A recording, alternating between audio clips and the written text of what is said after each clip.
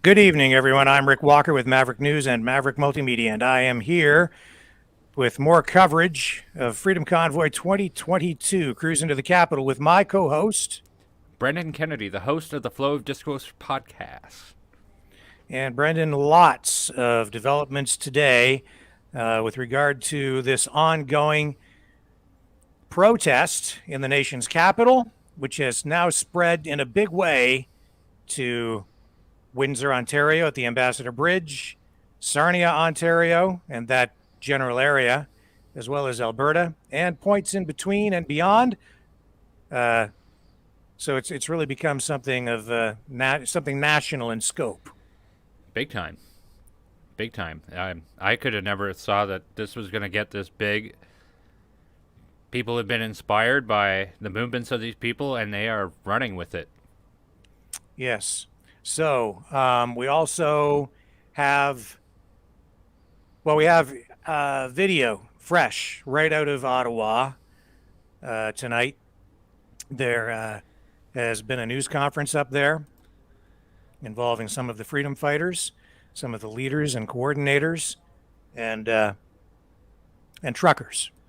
And I think what we'd like to do first off is, before we go and show you footage at the Windsor Detroit border and the Ambassador Bridge and what's going on in the Sarnia area and so on, we'd like to take you to Ottawa just to get the latest information from the truckers' perspective, the freedom fighters' perspective from their news conference, because um, a lot of this stuff you're just not going to be seeing through the legacy media. But it's important for you to get all sides of the story, and that's what we're here for, to balance things out. And yeah, we'd like to share this with you now. Now, some of the audio may be a little difficult to hear because it's a little bit off mic. So turn up your volume. And this is Member of Provincial Parliament Randy Hillier hosting this as the MC. And you can see other freedom fighters there like Maxime Bernier from the People's Party of Canada, Dr. Roger Hodgkinson, uh, Pastor Henry Hildebrandt, some truckers, and let's just let this roll for a bit, see where it goes. It is fairly lengthy. We will need to cut out of this at some point and come back and offer comment and share other information from other points. But here's the news conference in Ottawa right now, courtesy of John Nisbet.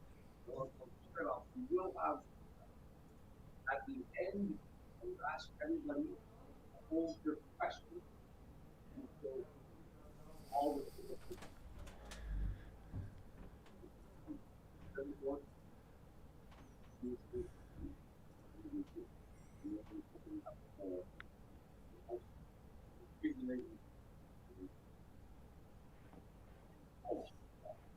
joining me today is Maxime Bernier, leader of the former minister. We also have Sandy, truck driver I bet, beautiful bridge from Alberta. Yeah. We also joining us in this order, we have Roy Byers, he's the executive director and co-chair of the Impact on News group. Dr. Roger Hodgkinson, MD, medical specialist. He is Dr. Carl Alexander, former member of the WHO, Pan American Health Organization, and White House advisor. And we have Bruce Hardy, who's a professor of law and executive director of the Rights Center. So just to start things off, I'll say this. Although our Prime Minister has used very incendiary language, inflammatory language, to describe the truckers in Canada, our own eyes tell us that is a falsehood. Our own eyes show us the bounty cancels hope, and this, that's what means really. maybe I'm so sorry. Pastor Henry Eldebrand, who probably doesn't even know. Pastor Henry is very well liked. On many occasions of sharing the holy. So, but our eyes reveal to us the facts on the ground. The last 2 weeks, Ottawa, downtown Ottawa, with truckers has been a very festive, very friendly, very family oriented. It's even difficult to call it protesting when you actually see the people playing road hockey, people on bouncing campuses, and truckers and their supporters providing food, truckers to those in need, and helping everyone. Tending to the streets, cleaning the snow, moving the garbage. It's been a very exuberant, very energetic, very exciting time. And from this, we can also see that it is a very organic, spontaneous, grassroots movement for freedom in Canada. Now we see similar type truckers movements, freedom movements in every provincial legislature at many of our border crossings, and it continues to grow and grow. But all that without recognizing, without stating, in my humble view, all Canadians, even those who don't understand this, all Canadians owe a great debt of gratitude to our truckers, for they have done one thing that none of us had seen in 2 years. They brought hope to Canada. They brought hope not just in Canada, but they brought hope to the world. They thought they were running empty to Ottawa and driving thousands of miles with an empty rig, but it was full of hope. And they have uplifted the spirits of Canadians. They've uplifted the spirits of the world. And we have seen similar type movements grow out of that message of hope. So, but I do want to say, in every democracy, and especially so in Canada, we've seen, is that government only governs with the consent of the people. So what we're going to do is we're going to switch feeds because we do have a better feed from this with better audio. So I'm going to remove this, and we're going to come back here just in one moment as we requeue from a different source. It'll be much easier for folks to hear exactly what is being said there in Ottawa. I believe this is at the Marriott Hotel. Yes, that's correct.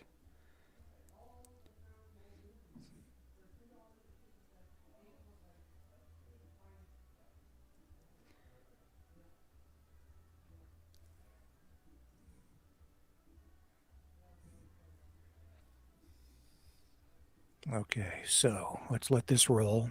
Exuberant, very energetic, very exciting time. There we go. From this, we can also see that it is a very much better organic, spontaneous, grassroots movement for freedom in Canada. Now we see similar type truckers movements and freedom movement in every provincial legislature at many of our border crossings, and it continues to grow and grow. But all that without recognizing and without stating, in my humble view, all Canadians, even those who don't understand this, all Canadians owe a great debt of gratitude to our truckers, for they have done one thing that none of us had seen in 2 years. They brought hope to Canada. They brought hope not just to Canada, but they brought hope to the world. They thought they were running empty to Ottawa and driving thousands of miles with an empty rig, but it was full of hope. And they have uplifted the spirits of Canadians. They've uplifted the spirits of the world. And we have seen similar type movements grow out of that message of hope. So, but I do want to say,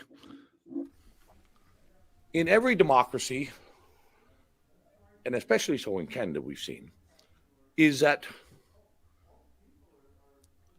government only governs with the consent of the people. This freedom movement, these truckers, have shown that they have lost confidence in our government, in our prime minister, and our premiers. And we also know this: they are dug in, they are entrenched, and they will not be leaving until freedom returns to all Canadians. And make no mistake, we've seen it for 2 weeks, and this will continue as we move into our third. Truckers are the backbone of our democracy in Canada. So with that, I want to introduce Maxime Bernier, leader of the PPC party, to the microphone. Thank you, merci. Thank you, Randy. Hello, everybody. I will read a declaration in English and after that in French, and I will be able to answer your questions after all these gentlemen. We will be there, yes, to answer a lot of questions, I hope. So, today, I want to talk about the importance of healing the growing and dangerous rift in our society. When a group of people feel they are being systematically disadvantaged, they can either suffer in silence or organize to protest. In a democratic society, legitimate protest is a safety valve. Its purpose is to alert everyone that there is a fundamental social problem to address through peaceful means instead of violence.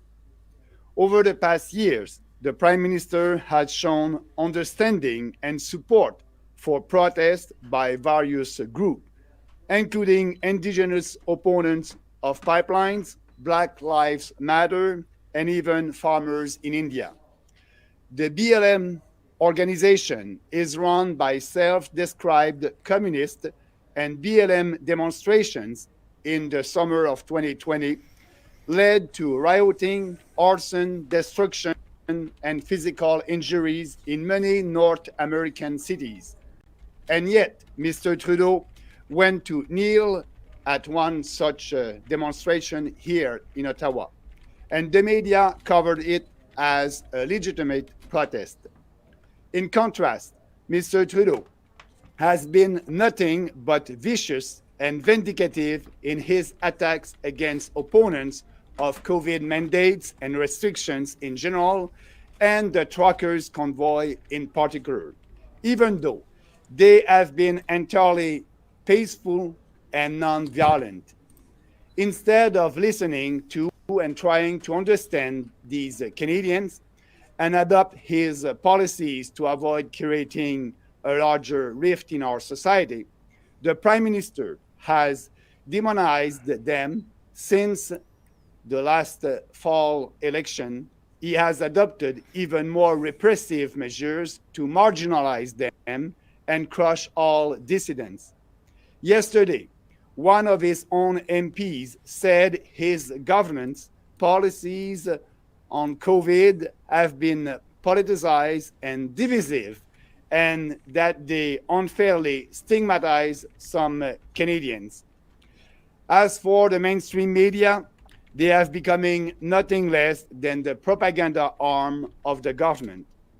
I have never in all my life seen so many outright lies, distortions, and disinformation in the media, especially when it comes to reporting what's going on here in Ottawa.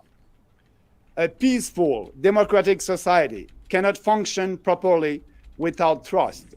Now, a large and growing minority of Canadians have lost trust in our government, in our institutions, in our media, they feel like they are being treated as enemies of society, subhumans. These people won't be going away and won't stop protesting. So, you in federal and provincial governments and you in the media have a choice. You can either double down on the demonization and repression, which will only widen the social rift and lead to further protests and chaos, or you can de-escalate. COVID measures are quickly being abandoned in other countries and in some provinces here in Canada. The Prime Minister can put an end to this crisis today. He should announce that he will eliminate all mandates and restrictions and that he will focus his efforts on working with provinces to protect the most vulnerable Canadians while respecting everyone's rights and freedoms. Be a statesman, Mr. Trudeau. Stop widening the rift in our society. End this crisis now. Et maintenant, je vais lire la même déclaration en français. Aujourd'hui, je veux parler de l'importance de combler le fossé grandissant et dangereux au sein de notre société. Lorsque les gens se sentent systématiquement discriminés, ils peuvent soit souffrir en silence ou soit s'organiser pour protester. Dans une société So, démocratique, la your initial politique response or reaction here, Brenden? sécurité. Well, I think Randy Hillier was absolutely right in saying those trucks did not arrive to Ottawa empty. They had arrived with hope. I thought that was a very solid message, one that really rings true with my experience with the whole thing. One second here. Yeah, I definitely agree with that. You saw that in the outpouring of support from people who lined the highways and waved signs and Canadian flags. Yes. Maxime Bernier pointing out, like, Justin Trudeau has supported all kinds of different types of protests. Like, what makes this one so much different? Like, why? Well, I guess we all know why it's so much different. Is because Justin Trudeau hates blue-collar people. He hates the middle class. He wants nothing to do with them. And he would be totally happy to eradicate the middle class entirely. Or to have them absolute contempt for the regular, ordinary Canadian. And Maxime Bernier is right in pointing out that BLM is self-described as communist, which is absolutely deplorable. And they had misappropriated their GoFundMe money by spending it on millions of dollars on different mansions and that sort of thing. But the biggest point here is he's talking about the fork in the road, that they could double down on this rhetoric, the mainstream media and the government, and further the rift and divide in our society, or they could scrap the mandates and cut the crap. Yes, and tonight we're seeing that the freedom movement, in spite of the anti-freedom forces attacking them, organized by the Canadian government, using and weaponizing police and media against their own people. Tonight, in spite of all of that, the truckers have held the line overnight. They remain in place in Ottawa, and they've gone to extraordinary lengths to continue to get fuel, water, and food to the truckers on the front lines, even as police have tried to starve them and freeze them out. Unbelievable what's been going on in Ottawa, and it's unbelievable that I wouldn't believe it if I wasn't seeing it with my own eyes, but to see this thing spreading to other points in Canada where the freedom movement is showing incredible resilience, incredible resolve. The stamina is absolutely there. The government, the anti-freedom movement, has grossly underestimated the Canadian people. chaos. Où vous pouvez in a huge way. les And mesures COVID sont all that rapidement underestimation dans d'autres pays et dans shows you certaines just how provinces much africaines. contempt that they have for Le premier regular ministre people, mettre fin à and cette how crise. people couldn't see through this, or Il devrait you know, annoncer maybe they des are mesures qui the abrogera upper toutes middle les class or obligations what et have you, and restrictions, they et are qu'il concentrera fed from the ses government efforts troughs, à as you often collaborer say. avec les So provinces that's why pour these people protéger voted for him. l'économie générale, tout en respectant From my les droits perspective, though, the civiques. rhetoric in the last election with Monsieur Justin Trudeau soyez un homme d'État, scared the shit out of arrêtez people. d'empirer le clivage social, And mettez fin à cette that's crise responsible in a big way sur for la dividing sécurité, people. et ce dès maintenant. Merci. Yeah. Next, we have Sandy. Let's go back to the news conference here and see what we have up next. Okay. Hi there. My name's Sandy Williams from a little town, northern Alberta, Canuso. We had no idea we were going to be taking a trip across Canada. Myself and two boys and my daughter. We jumped in the truck our last, few Mondays ago. Anyways, we had no idea what we were getting ourselves into. We parked the barbecue and cooler, and we were just going to set out, and we knew we had to do something. Everybody was pretty broken around the ranch, and like many people have been feeling pretty isolated, pretty alone. And anyways, we threw all the gear in there. Wife wished us off, and we hit Edmonton. And soon after we left Edmonton, and between Calgary or Leduc and Calgary, we were running way behind schedule. About 4 hours, we joined up the convoy, and soon we had no idea because we heard that it was kind of put together pretty last minute, 11, 12 days. Still don't really understand how the whole convoy was put together, but we knew we were onto something, or knew that we were a part of something huge when we started seeing every overpass just littered with people and more. And as the day went on and as the night went on, we rolled into, Red Deer at about 12:30, and it was just like rolling into, a town with Saturday, the parade there on plus 20 day, but it's minus 5, 6, 12 at night, and people are sitting there just lying in the roads, and pretty heartwarming to see like that. The people were all sitting there for the same reasons that we were traveling down the road, and it went on like that. It continued to be better and better as we traveled, and to see all the people coming out that understood why they were there and didn't understand why they were standing, that they were standing with their neighbors, and the ones that were probably feeling the same way, isolated, alone. So it didn't take very long to figure out that we weren't alone, and the vast majority has been waiting for something to change. And the truckers, I think, have been able to give a voice for a lot of people that haven't been heard for a long time. So as we continued on across the country, our hearts just got fuller and fuller with pride, and the Canada you knew was always there, and been lied to by whichever sources you want to say. By the time we hit here, our hearts were pretty full, and we've been never been prouder in our lives to be Canadian. And yeah, the pride as we get here and the welcoming, the warm people that we've met here in the city and everywhere, it's just phenomenal. One thing I got to share with as my daughter, but she doesn't really understand. They've had a pretty good life up in northern Alberta. And we've isolated from a lot of this stuff. So, but we were driving across and we would hit Winnipeg, I think it was, and there's a lot of people there. And she looked out and she made eye contact with lots of kids and people and stuff, and she's seen them teared up and crying, and trying to explain that to her at her age right now. I'm blessed that she doesn't understand at all, but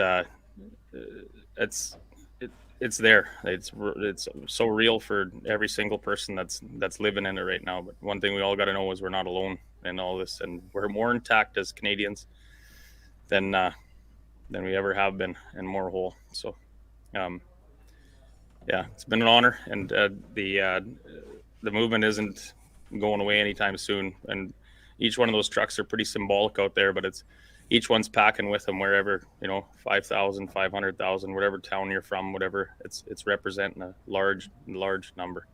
So I hope that the government understands it's more than a protest. It's just we want our way of life back to every which way we had it. So that's all. Thank you. Yep.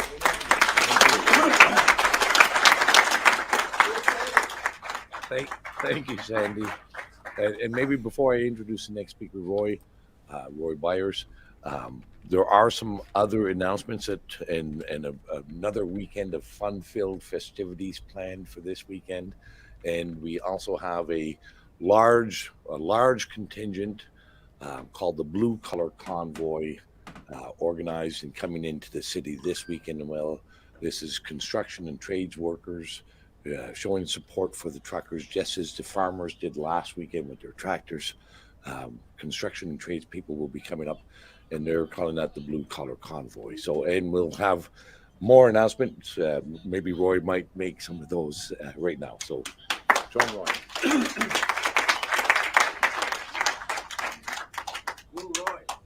Thanks very much, Randy. And yeah, I'm with Taking Back Our Freedoms, organization founded this past October. I was kind of trying to mind my own business, but when Jason Kenney just straight up lied to us last summer and said the passports are off the table, it'll never happen, and then the next thing you know, he's introducing the vaccine mandate, which I consider just vulgar and immoral, to force people at gunpoint to take a vaccine. You say, well, there's not a gun here. It's just the loss of job and you don't qualify for unemployment. So just starvation, right? So this for me was so outrageous that I had to work with George Bears, a co-founder of Taking Back Our Freedoms, and said, this is enough. We have to end this nonsense as quickly as we can. And so we founded an organization, and Taking Back Our Freedoms, I think, speaks for itself, what we stand for. We invited, first and foremost, Premier Peckford to be involved with us, and he was glad to become the chairman of the board of Taking Back Our Freedoms. And from there, we built a team, including doctors. And Dr. Piness, as you know, is a professor of ethics. I think you all know her story. And I just urge the media, get on the right side of history. It's time for you to remember why you became a journalist. Remember why you took on this great endeavor. It's to challenge the government, not to ally yourself with government. That's right. And it's really important for you to rethink the kind of approach that you've taken. Just report both sides. That's all we're asking. And of course, with the team that we built, Brian Peckford, want to just make this announcement because I promise to be very short. He's going to be coming to Ottawa this weekend. And so, and we are, just to be very clear, Brian Peckford, all the doctors, all of us are here because the truckers led the way. We're in support of the Freedom Convoy. We think of them as heroes, and we are so proud to stand with them for what they are standing for. And you know, the irony of this, these truckers have common sense. That these vaccines don't work. It's as simple as that. And you say, wow, these are just truckers. You're going to hear today from a doctor who's world-renowned, one of the top doctors in the world, and it's black and white. There is no data currently, I'm talking about current data, to support the use of vaccines to deal with the current variant of COVID. And you may not believe the truckers, they just happen to be right. A whole slew of doctors are coming to town this weekend as well, and they're going to be speaking loud and clear with respect to this issue. The science is on the side of the truckers. I won't steal the thunder of Dr. Alexander, but he has a very exciting announcement to make that's going to involve this coming Friday, a panel discussion that you're going to all find very, very interesting. But we're going to have a packed weekend.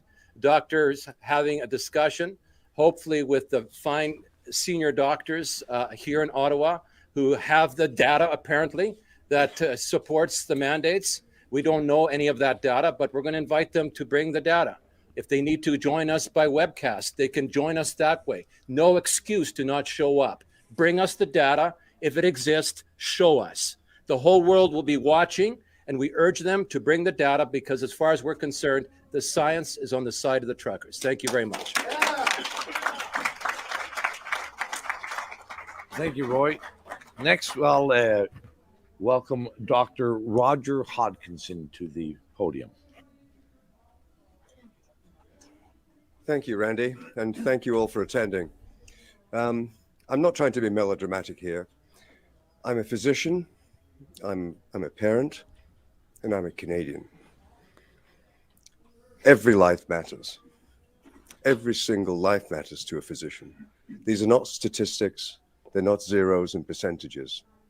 The scale of death that's been happening in this country as a result of government playing medicine is in an order of magnitude never, ever seen before. It is utterly inexcusable, and it makes me madder than hell as a physician to see the rights of physicians trampled on so mercilessly. As Randy said, we have to be enormously grateful to truckers of all people, guys with dirty fingernails, said respectfully, to leaders at this momentous time when medicine and law and media and the church in particular have failed in their duty to lead the population through this and to oppose these draconian measures, none of which have any real support. In fact, the measures that have been used, I could say quite bluntly, have not only not worked, but they've made a situation infinitely worse. We would have been through with this mess 6 months ago, a year and 6 months ago, if it had been treated with common sense, like we've all done with previous flu epidemics, of which this really is not materially different. Instead, we had politics playing medicine, and that's what's got us into this awful mess. COVID is, in a very real sense, a fortunate experience. Yes, tragically, people have died, many unnecessarily because of the denial of access to early treatment. But we needed a focus. We needed the point of the spear sticking at us, saying, finally, Canada, wake up. You're losing freedoms that you fought for so determinedly for years, for decades. And now is the time to rise up. And that's why we have to thank the truckers for leading us at this important time. And it's not just the truckers and vaccination. And by the way, a little digression here. Truckers can cross from PEI to Vancouver without vaccination. American truckers can truck from New York to Seattle without vaccination. Here, hold up, pause They it. need to go north-south. Sure. They need a vaccination. This is absolute madness. You don't have to be a rocket scientist. They want to implement provincial vaccine passports, and that's the kind of garbage the Trudeau government is up to. So they love all these mandates and they love all these rules. So yes, for right now, truckers are able to go from PEI to Vancouver, but that's just a matter of time. Scientist or a medical specialist to figure that one out. Yes. No, we've reached the end of the line. It really is a catastrophic intervention that has to stop.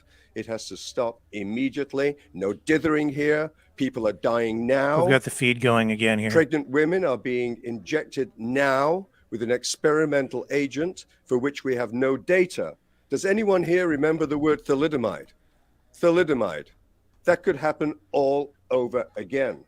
Look at our Yes. children who've been affected the worst of all the sectors in society. Our children, our most precious asset. They've been suffering the absence of nonverbal education, the smile, a hug, being made to feel suspicious of anyone around them that's going to last them lifelong.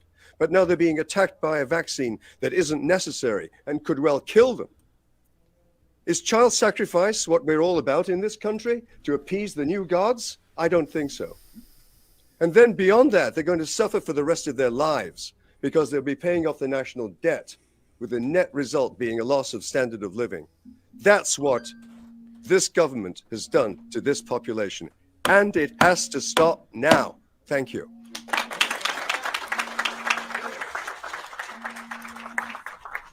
Thank you, Roger. And next, I would ask Pastor Henry Hildebrand to come to the podium. Pastor Henry Hildebrand, Church of God, Elmer. His church and his entire congregation targeted many, many Father, times we thank you that we can come to you at this hour. by police. Lord, you see that there's tremendous gifting in this room. Lord, there is tremendous potential in this room. Lord, we ask you that you would help us, dear God. Lord, as the truckers have shown us, Lord, what it takes. We ask you, Lord, that you would help us you would give wisdom and guidance, dear Father, to those that are leading, dear Father, to every captain, every leader. Lord, we ask that you would help, and Lord, help our government. Father, you see that we are in dire need, dear God. And Lord, but we are so glad that we know you, and we know that you are well able to help us. Be with us now, dear Father, and help us in Jesus' name. Amen. So I am elated to be in Ottawa, and the truckers have done something. They have brought us to a level that no one else was willing to do. And I'll speak to the pastors of this country, to the churches. You are late.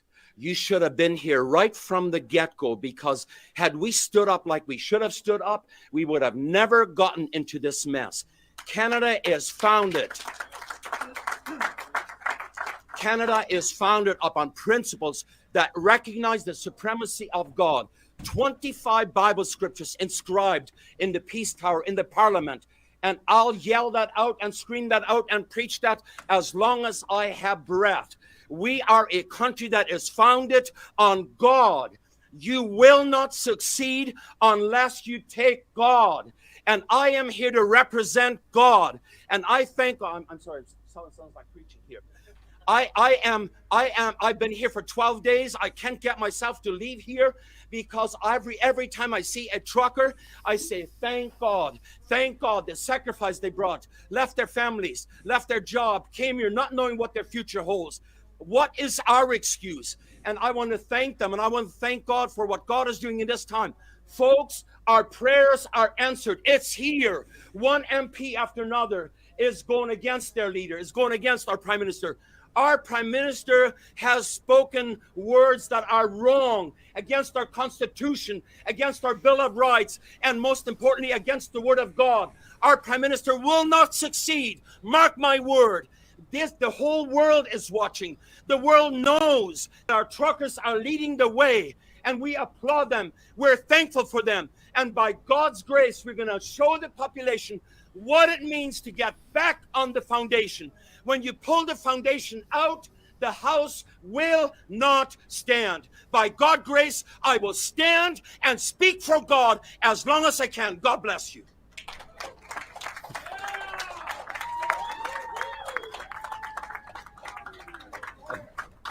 Thank you, Pastor Henry. And next, we have Dr. Paul Elias Alexander joining us at the podium. Thanks again. Thank you again for having me to speak. And first of all, I want to go on record again, because I've been on record for 2 years now. Definitely 1 year that under no condition, none, there's no data anywhere in the world, no one, no NU, no TAM, no Fauci, no Birx, no CDC, no NIH, no Health Canada, no FAC. No one has prosecuted a case as to why your child must get a vaccine. Under no condition must a Canadian parent allow these vaccines into the arms of their children. I know enough about these vaccines. These vaccines can severely harm your children long term. Now, this is a blue collar movement now. Omicron presents an exit strategy and an off-ramp to the government, to the governments of the world. This is the way out of this pandemic. Omicron is mild. It can be treated like seasonal influenza. And the most important issue that we need to consider today as to why the mandates are moot is because these vaccines do not cut the chain of transmission. If a vaccine does not stop transmission, therefore the vaccine mandate must end. The transmission issue is the key issue here. And the reality about it is, when we look back now, for 2 years, we've been telling Canada, we've been telling the United States and Great Britain and Australia, every nation, every single COVID policy failed. Every lockdown in this world failed. Every school closure failed. Every mask mandate failed. They have failed in every single thing they have done. And we cannot remain in a posture of fear, where we are in fear of the hypothetical emergence of some virus in the future at some uncertain, unknown time. We cannot. We have to end this now. You cannot tell a trucker coming to the border because they are unvaccinated, willing to exercise their natural immunity, that they cannot come into Canada and earn a living. You cannot tell a Canadian trucker that they cannot move about within Canada and earn a living. They cannot go to the restaurant. They cannot live a normal life when the data is absolutely clear. I challenge anyone, any public service person, any public health official in Canada. I challenge you to come Friday to sit down with Dr. Byron Bridle, Dr. Roger Hodkinson, and myself. You can bring the entire Public Health Agency of Canada. You could bring the entire Health Canada. And you, Dr. New, and you, Theresa Tam, who led this response from Canada, you have failed. I have followed you.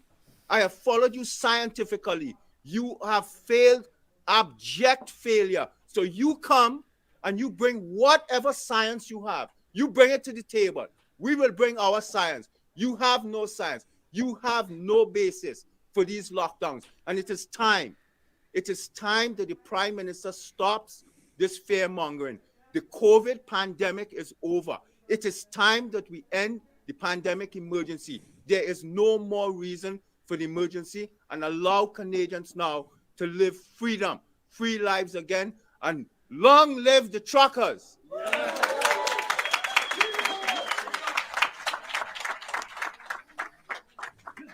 Thank you, Dr. Paul. Now I invite Professor Bruce Party up to the podium. Thank you, Randy. I'll be quick. I'm the last one, and you can get to your questions. I want to just briefly address 2 points.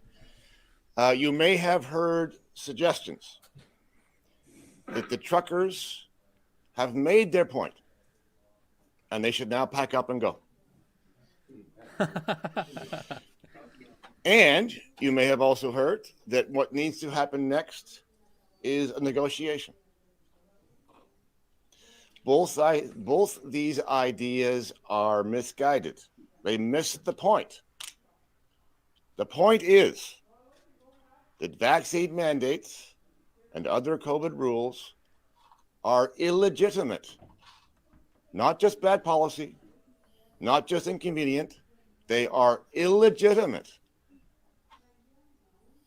The truckers were very clear before they arrived. They are free people. They are not about to agree to not be free. I think you'll find the truckers regard their freedoms as non-negotiable. And I don't think you'll find them leaving until the mandates are gone. So there's really no point in pursuing negotiation. And in particular, there's nothing much that the city of Ottawa can do to achieve this aim. Now, yes, it is true that this whole problem, the mandates in various guises and other COVID rules, is both federal and provincial. Now, we happen to be in Ottawa, where the federal government is located, but that doesn't mean that they're saying it's just a federal problem. This is federal and provincial. This is a national problem. So it is what it is. And it may carry on for a good while until the change that we need is achieved. Second, liberal democracies depend on the theory of the consent of the governed. The behavior of public authorities during this COVID period has undermined that consent. It has undermined trust in government institutions. These people, the truckers and the people who support them, are essentially saying they do not consent in the way that we're all assumed to consent. This is not a protest. This is a movement. It's organic. It's spontaneous. People of all kinds are pitching in to help. There are lots of organizations who are independently working together to support our truckers. And please note, I'm sure you're aware, Ottawa may be ground zero, but this is spreading far and wide, spontaneously, organically, in Canada and outside it. So don't think that this is just the thing. This is just a few trucks blocking a few streets. That would be to misconstrue what is going on. People in this country have been sleeping, and our truckers have woken them up. It's significant not just because of COVID. Now, it looks like COVID is the problem. And believe me, the COVID rules, the COVID regime is the most immediate problem, for sure. But this is really a challenge to the nanny state, to the authority of our ruling class. And this is why they're so upset about this. It's not just a few streets being blocked. That's not a big deal. This is a challenge to the legitimacy and authority of our ruling class. There's a movement coming together that says, enough. We are challenging the idea, the very idea, that experts, officials, politicians should be able to tell us how to live. And that transcends COVID. Once COVID rules are gone, then we have something else to talk about. We'll take questions, shall we? Yeah. Thank you, Bruce. Why don't we just all stand up? Daniel, you've got a microphone there. You can, if anybody wants to pose a question, here we have a question over here, Daniel. If we could get you to speak into the microphone and direct your question to David from CBC. Yes. Hi. So my question is to Maxime Bernier. What do you think the movement that you call has achieved as we head into the period? I believe it's Yeah. I believe it's a huge success. People are tired about all that, and the truckers, what they started and what they did for the last 2 weeks, all across the country, not only in Ottawa, all across the country, that's a big achievement. And I believe that this movement will be successful. I believe that we are on the right side of history. When you have these experts and lawyers and constitutional that are telling the government and the politicians in Ottawa and in provincial governments that what they're doing is unethical, unfair, unconstitutional.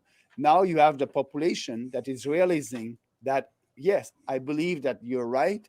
And because of the movement of these truckers, that, it's a grassroots movement. You cannot stop a good idea. You cannot stop a freedom idea. You cannot stop a grassroots movement. But the mandates are still in place. They will stop. They will have to stop. Okay, just a follow-up question. We heard from Mayor Watson today, who was saying that he's willing to meet with the truckers as long as they remove your truck. They won't. I think you got the response there, Dave. Next question. Anybody else? We have. Yes. My question, first of all, congratulations from the United States. We're thrilled to see Canada leading the way on this initiative. Hat tip to everybody in the room. Tremendous, tremendous. How are you going to work in the current government to make sure that this never happens again? Because like you said, they're going to try and push for the next pandemic and the next pandemic. Do you have a government in parallel in place to say we're going to be listening and we elect these people to govern us going forward? Do you have a particular person that you want to direct that question to? Sure, to the MP Randy Hillier. Okay. So I think Professor Party alluded to that, what the answer is. The people of Canada have awakened. They have awakened during this very, very dark time. What Canada looks like after the COVID mandates are repealed and removed, I think Canada is going to look somewhat different than it did in February of 2020. I think what we will see is a very energized Canadian population, a more intellectually aware population, a population that understands that a democracy does not function without the individual's participation. What that actually looks like at the end of the day, I don't know, but I believe that there is a great silver lining in this dark cloud called COVID, and good people will come together and we will find that silver lining. Sure. Go ahead. In terms of the Great Awakening worldwide, with all eyes on Canada right now, do you expect this to result in a shift in how governments are looked upon by the free people? Because we know that God gives people their freedom and gives us our rights. They don't come from government. Do you expect that to change worldwide? Absolutely. Or God help us if it doesn't. That's right. You know, this is, you know, there is, I think, and we can say, you know, there is, I've watched this now for nearly 2 years. There is a great awakening happening within the people of the free world. There is a great awakening to the importance of faith, of family, and of freedoms. And that will be long lasting. This has been now ingrained. And I'll just say, you know, as I walk and talk to the truckers here in Ottawa, and you know, one night when I went out and met Sandy, and there his children are in the rig with him. Okay, Canadians are living and breathing freedom now. They're living, breathing, and being educated in the importance of participating in their democracy. And I truly hope that doesn't leave us again ever. So, thank you. Yeah. I just want to add, you know, what is happening in our country is because we have a state of emergency in every province in this country. So that must end. The mandates, but also we must be able to live our lives like we want. So the state of emergency in Quebec, all across the country, must end, and we will be free again after that. Thank you. I believe this gentleman here had your hand up. The Dois.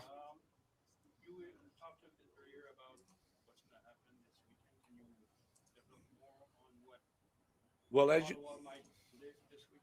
we're going to have a very festive weekend again. We'll be, the blue collar convoy is coming in. It will be a substantial convoy of service trucks and work trucks from blue collar workers, people who make Canada run. They'll be here. We've heard that Brian Peckford will be here, and the science table will be here. Many doctors. I would also say, everybody, I'm jumping the gun here, but I'm going to jump the gun anyway, just because Ledois asked me this question. On Sunday morning, we will be having a Flat in the Fear pancake breakfast free for everybody in downtown Ottawa. So come out for some. Come out for the Flat in the Fear pancakes. There might be a couple other things, but I don't want to reveal the present all at once.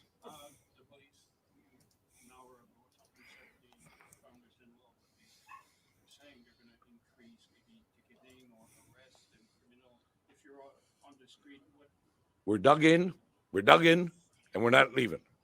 We're dug in. Okay? The people are speaking. Okay? We're not going to be fearful or threatened.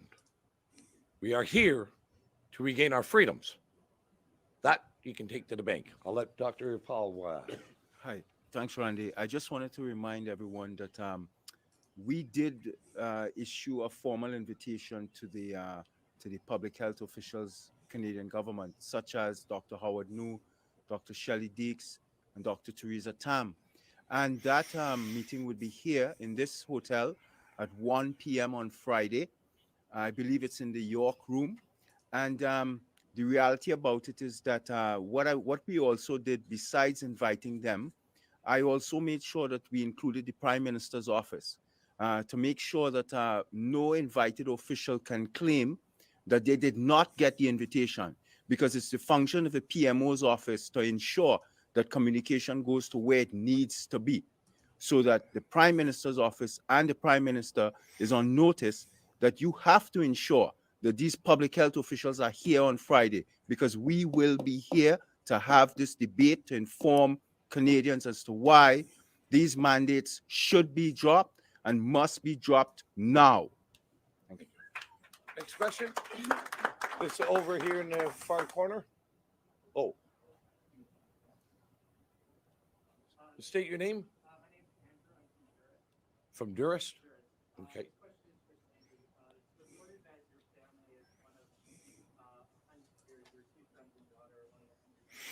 Looks like there's something happening at Camp Coventry. Trying to get some current information on that. But it looks like Sure. something's going down there right learning now. A lot about, they're learning a lot about their world that they live in, and the people they're meeting. They've never been so warm, welcoming. They're seeing the Canada that we all knew existed, and we didn't know it was here. So yeah, absolutely, I think it's awesome. And yeah,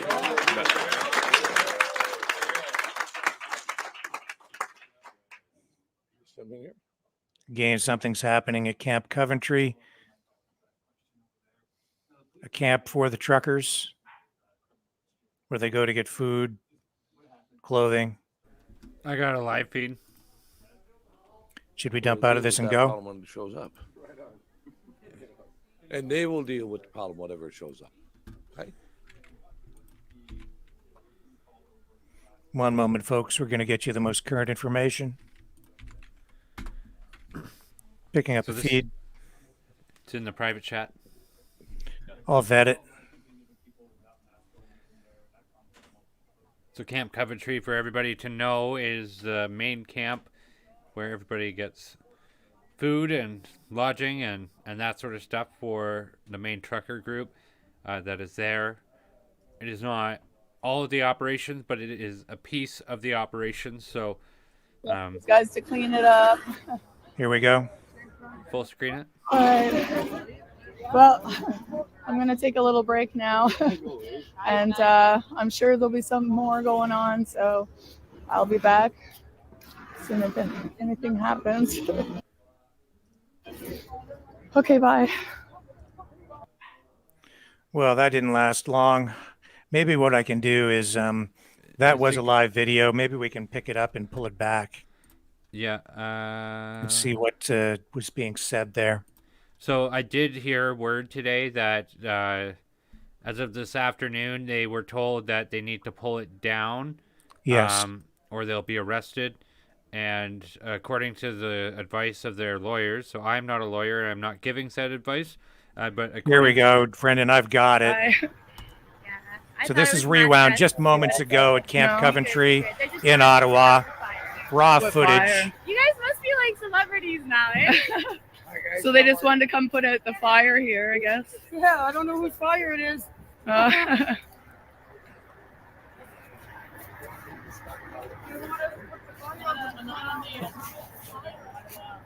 We just like to go live no matter what. Make sure there's no chaos going on. That's all. I'm not trying to cause trouble.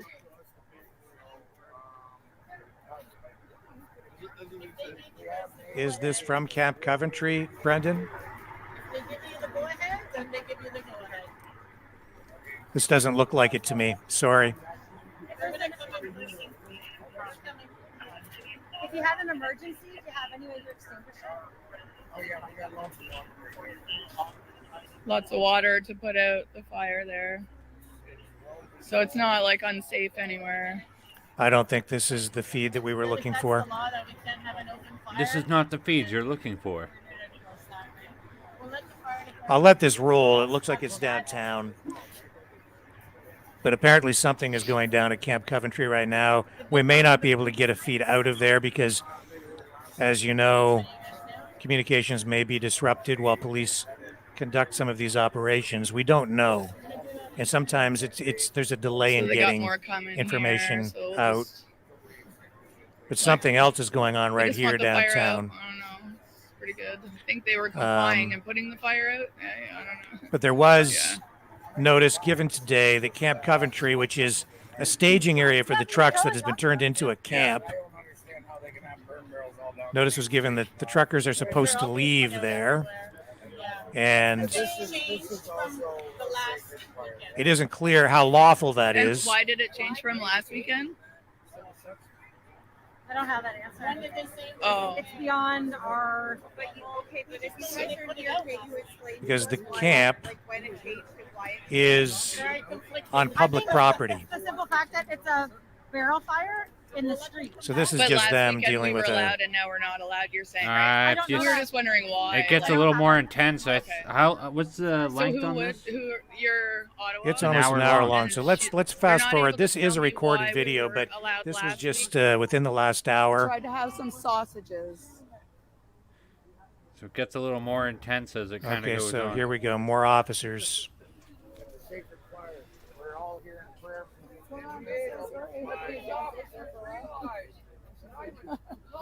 Love your creator.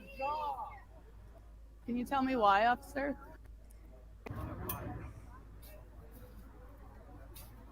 We love you.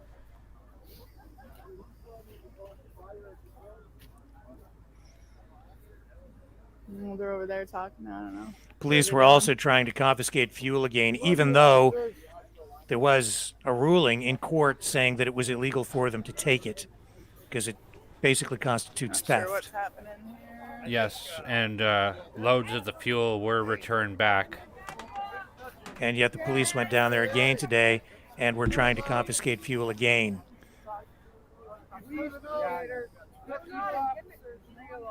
Eric, that looks like Coventry to me. Could be. Really standing for. What is happening though? Please, Creator, let these officers stand for the people. Not for power. Please, Creator. Yes, we love these officers and what I'm they not sure do. what's happening. I don't really know. So we have a lot of What? police Oh, they're down going there. after? Really? Oh my goodness. So they all of a sudden just decided to pick out the Indigenous man inside and attack him, I guess. I'm not sure why they deliberated that for a very long time, but now that was the conclusion. Can you tell me why, officer? The fire department turned around and said it was all right. Yeah. Why are you chastising us?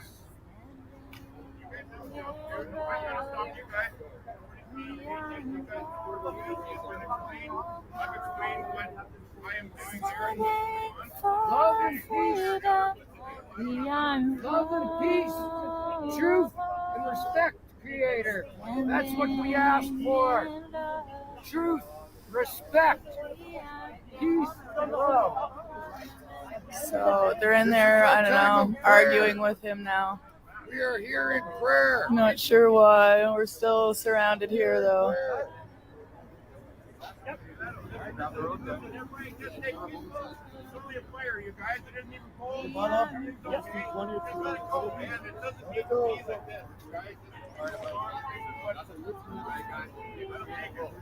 I'm reaching out to some people that we have out there to see if we can find out anything more than what we have for you right now. Yeah, there's like 15 or 20 cops there. Yes.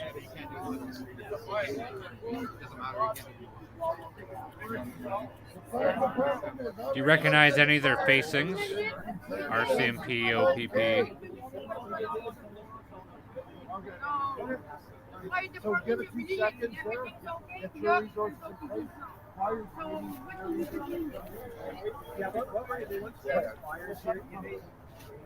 Hello, ma'am. We're just gonna stand right here, just like that. We're just gonna It says get your resources in place. I don't know what that means. What resources? Can you guys tell me what resources you're bringing in? Do we need resources? Just spray it out. So if they refuse, it's $1,000 fine now. Okay. And there's also a obstruction. There's a criminal charge that gets attached to it. Okay. So they would go to jail. Now, isn't it funny that somebody here had to tell me that and the police officers couldn't? No. I've been asking all night. Yeah, well, nobody will tell me. Yeah, Nobody will tell me anything. Yeah. Anytime I ask a question, I do not get an answer.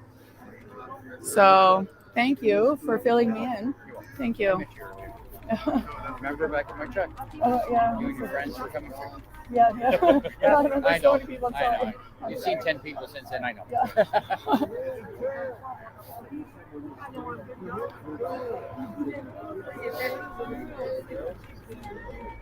So we don't get answers from them. Not for me anyway. So I'll it's just keep it's asking not people around unusual. here It's and to find be out what the expected hell's going that on. police on the scene won't really say anything. That's standard operating procedure. Release of information really has to Yeah, come they from a did. media officer or a senior. Fire department said it was fine, but these guys, Senior people. no, they don't think so. So. And from what we're hearing, Meanwhile, don't this forget is all of the barbecues across Ottawa right now. Don't forget how many there are. this is about the So, I don't know. barbecues, We're the being fuel. harassed here. I think it is because of the prayer, maybe. I'm They're, not sure. they're trying to I'm not sure why this one and not find all the rest. reasons to confiscate fuel. They're trying to freeze the truckers out. If they can prevent the fuel from getting to the trucks, they can't run them and can't keep warm. And of course, in Ottawa, at this time of year, it gets very, very cold, especially at night. We've seen temperatures down as low as minus 20 and even close to minus 30 degrees Celsius. That's very cold.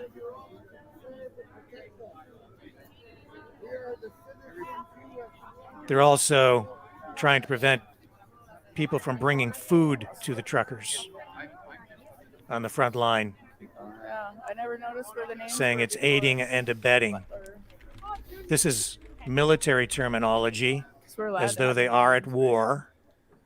So Justin Trudeau has Mahowski. basically teamed up with the province, the mayor, and Ottawa's police chief, the mayor of Ottawa, and they've militarized police services, the Ottawa Police Service, with reinforcements coming from other police services there's in the other Clark. parts of Ontario. His name is Clark. Carla Olson, who will be joining us in a moment, says there's a large presence of police at Coventry right now. Yes. O'Brien. O'Brien.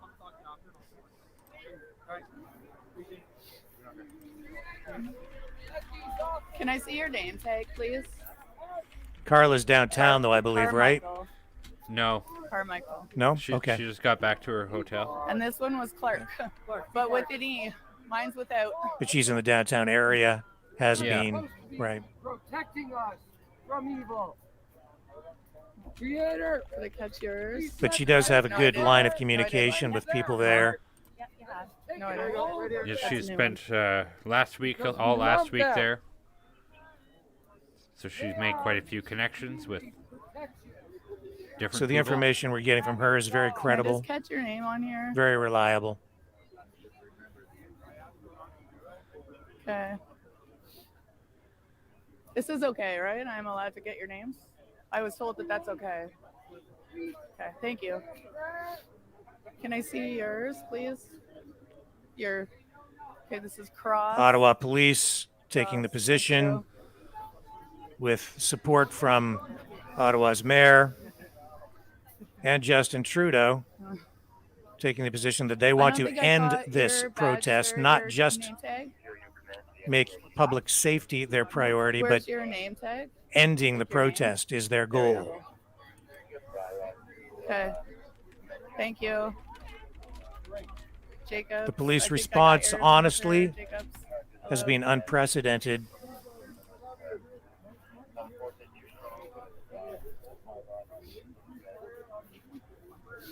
Are you familiar with that church at all, Rick? I'd have to see it. I'd have to have a better shot of it, Brenden, to kind of see exactly what we're dealing with. where we are, the location. So there's a graveyard behind the cops over there, and then Is it a graveyard or a park? there's a graveyard over there. See where that fella.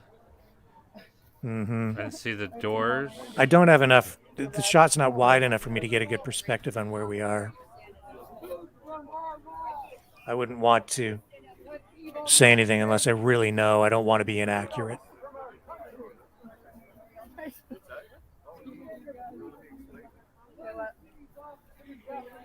What we do know is there is a large presence of police at Camp Coventry right now. And of course, there has been talk of police going down there, possibly arresting a lot of people. Notice was served that the camp was supposed to be dismantled, and those who do not comply are likely to be arrested. And it looks like that might be unfolding even as we speak. We're trying to confirm exactly what's going on down there. Oh, sorry. Are they leaving? Yeah, that's a good song though. Well, it looks like could be leaving. Yeah, well, I don't think that anything too dramatic happens here in this video with regard to arrests or anything like that at this point. But no, this is not Camp Coventry. Okay. This is just more police presence downtown. Police have moved a lot of officers into the city. RCMP is providing huge reinforcements. So far, I believe the number is up to 300 RCMP. They are working. The city and the police chief want to have at least 1,800 RCMP there. So I don't know what the story is on that, but that's yeah. I'll keep looking. And what we're seeing here is police are targeting a fire here and a barbecue. This is the tactic that they've been using, really. One of the tactics is to put out fires wherever they can to, again, try to freeze them out and starve them out. I know that some people have been arrested just for carrying food, being accused of aiding and abetting, which is to say aiding and abetting the enemy, right? That's a military tactic. It's something that you would do if you're at war with an enemy. And what we're seeing here tonight is the government at war with the people, Canadian citizens. And this is not like a normal protest. We've heard about police getting ready to kettle or corral protesters, but this is so big and it involves so many people in different areas. It's such that it's difficult to really identify who it is you're supposed to arrest. Brenden, I'm just going to jump off here for a moment. I need to take care of something for about 60 seconds, 2 minutes. I'll be right back. I'm handing it over to you to continue the commentary. Okay.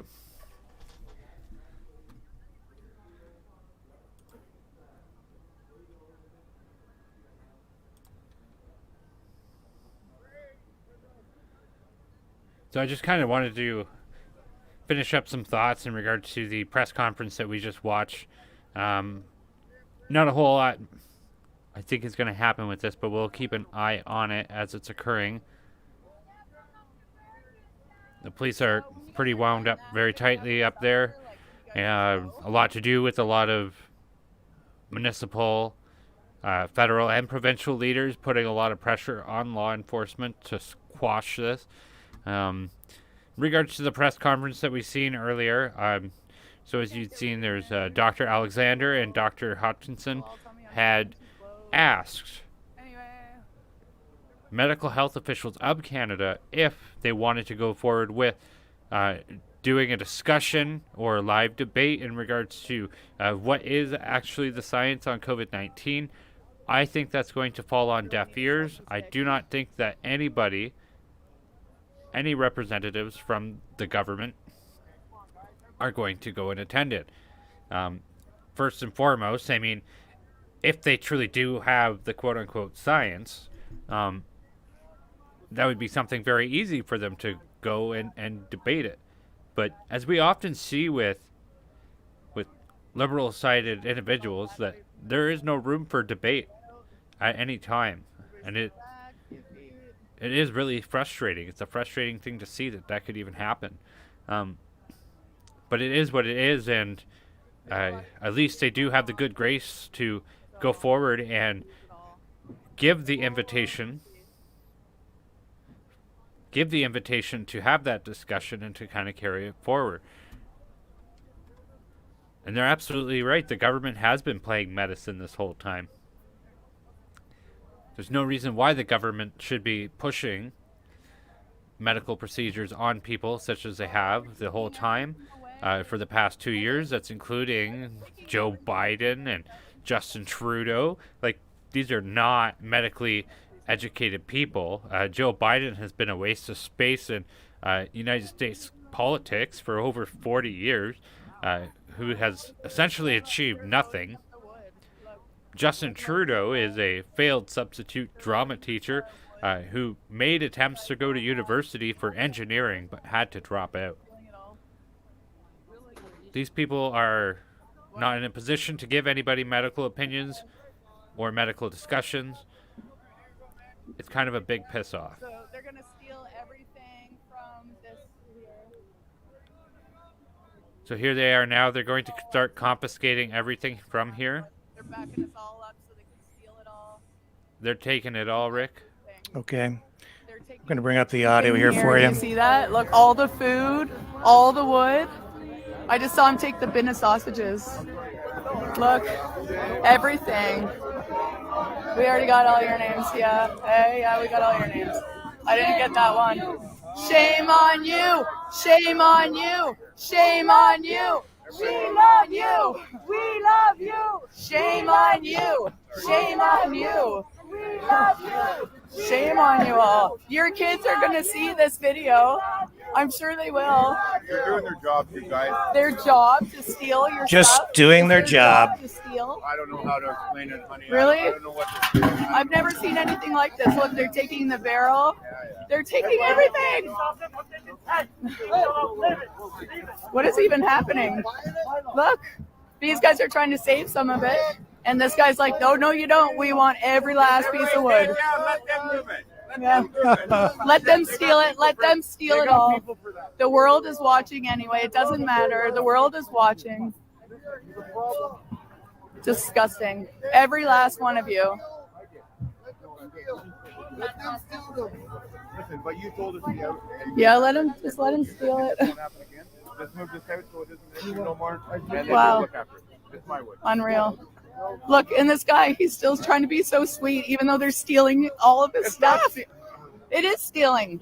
They're stealing it right now. Go stand out in the middle of a fucking great big cleared Why aren't they 5,000 doing- acre yard. Yeah, That's okay. stealing trees. I don't I've know. seen this all over Ottawa, and this is the only one that you guys are bugging right now. This is Like all what? part of the game. This is All what part of this the is. game. This is what The whole has to be scare done. tactic, right? No, it isn't.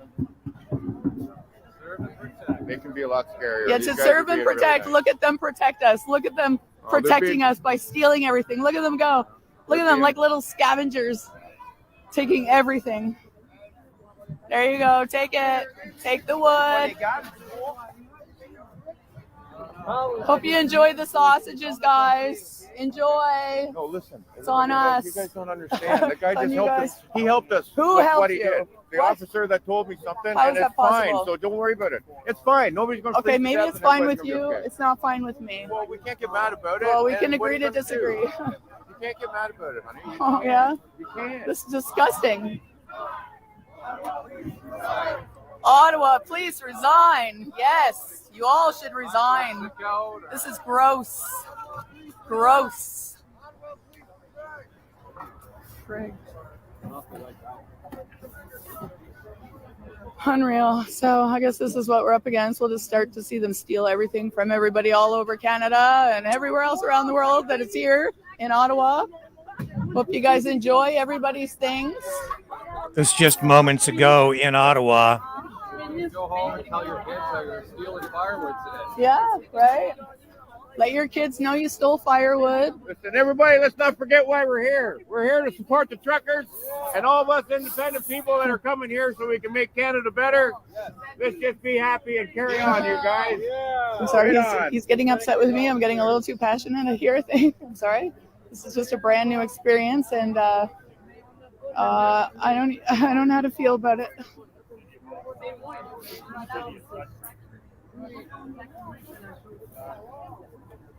So negative. It sucks, man. There was none of this here before, honey. There was none, and it just feels terrible.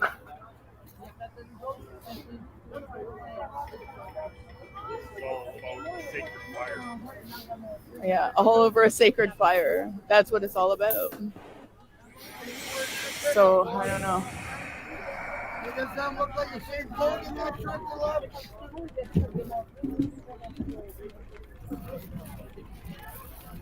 Well, they pretty much cleared it all out. That was pretty quick, eh? Not too much left. Make sure you get it all. May as well sweep underneath you while you're at it.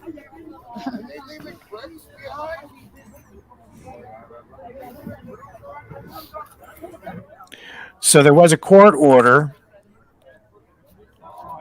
telling truckers that's preventing truckers from blaring their horns, right? But in that Just gonna be quiet for a decision, the minute 'cause judge some people said are, like, and declared a little too that the rambunctious protest is lawful.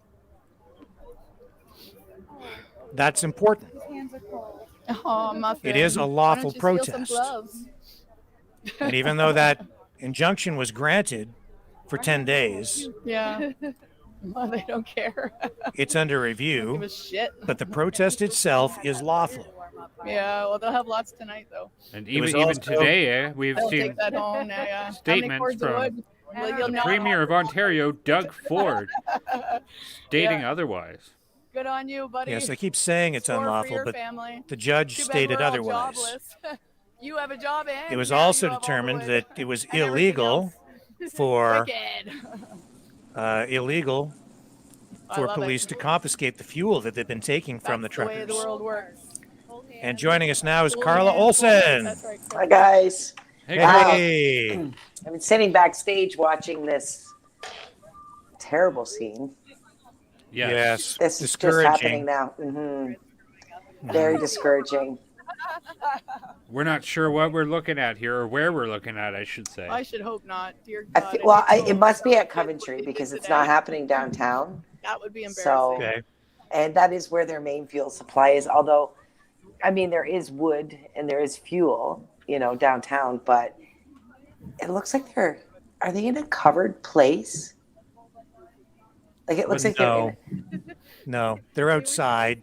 There is Yeah. some sort of a tent there. I'm not sure if it's at Coventry. It might be. Someone did message me as soon as I got back to my room saying, what's going on at Coventry?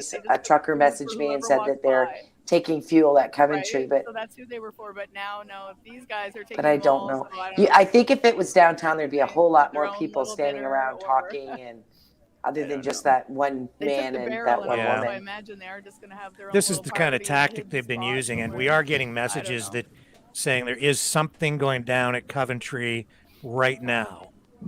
And as we know, there was notice given today that the entire camp was to be dismantled, Taking you guys and they an were awful long supposed to time. leave because it's a public Tell place. you don't work too hard And even though regularly.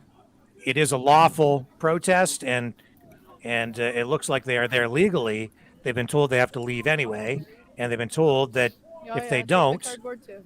Take it all. they'll be arrested. So the people at Coventry. Yes.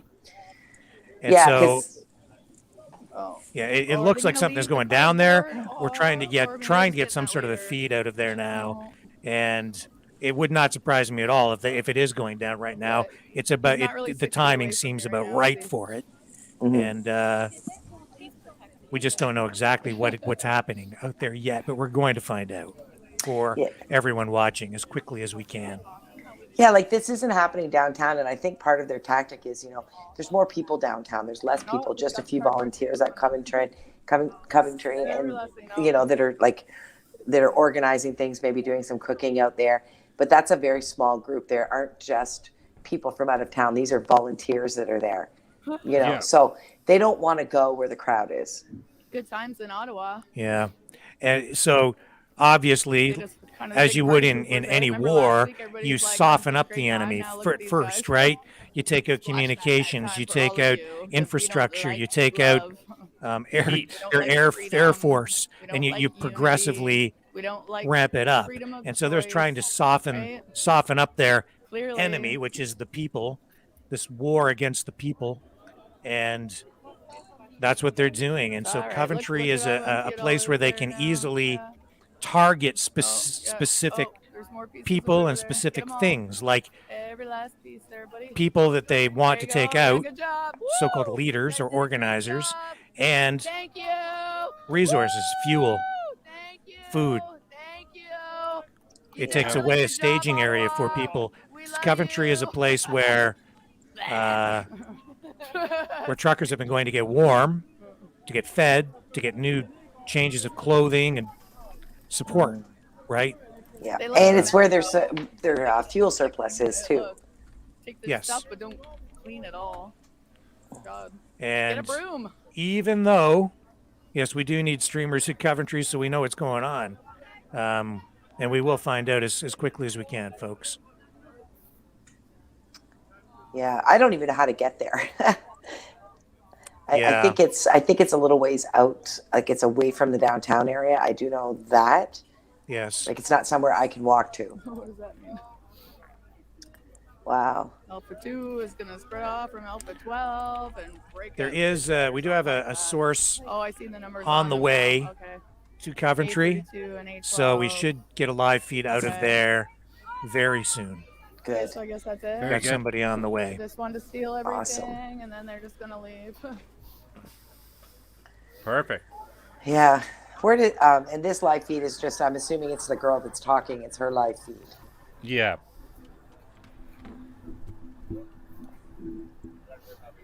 So It's shameful. this is very shameful, and what a waste of bloody time. Mm-hmm. Waste of bloody time. You know, and it's so different because, you know, in watching this, I was looking at the tone of the police officers downtown, you know, because that's the great threat right now is, you know, we're waiting for these thousands of police officers to come in and just kind of, you know, take over, arrest everyone.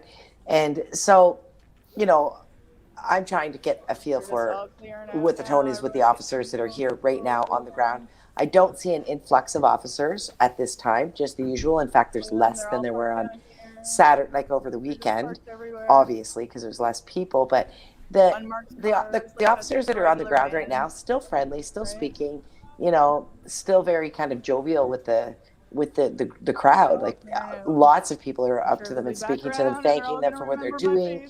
They're talking still about how peaceful it is. So it's almost like it makes it really difficult to really comprehend that there are police coming with a vengeance to arrest, to bust it up, you know, and if these police officers that are on the ground now are aware of it, they sure have poker faces.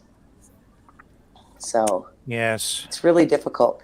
I did speak to one officer. It was a group of OPP, and I said to him, you know, I was talking with him the usual, you know, how are things going, and I said, where are you from? And he said Windsor. He's a Windsor OPP, and he pointed to his buddy. He said he's London, and then he went on to name the rest of them. And I said, Windsor, there's a lot going on in Windsor right now. And he said, yeah, I don't know how much longer I'm going to be here because of what's going on in Windsor. So I haven't had a chance to look at anything from Windsor. And Yeah, so, we do. I do have some video that I have queued up. I'm hoping we can get to it. I know. I guess we'll have to walk down the street to go to Yeah, another so barbecue. Windsor's been blockaded Get since ourselves- last night. It's my Yes. understanding they stayed the night in their vehicles. Oh yeah? Yeah, some. Yeah. There's nothing going into Canada right now.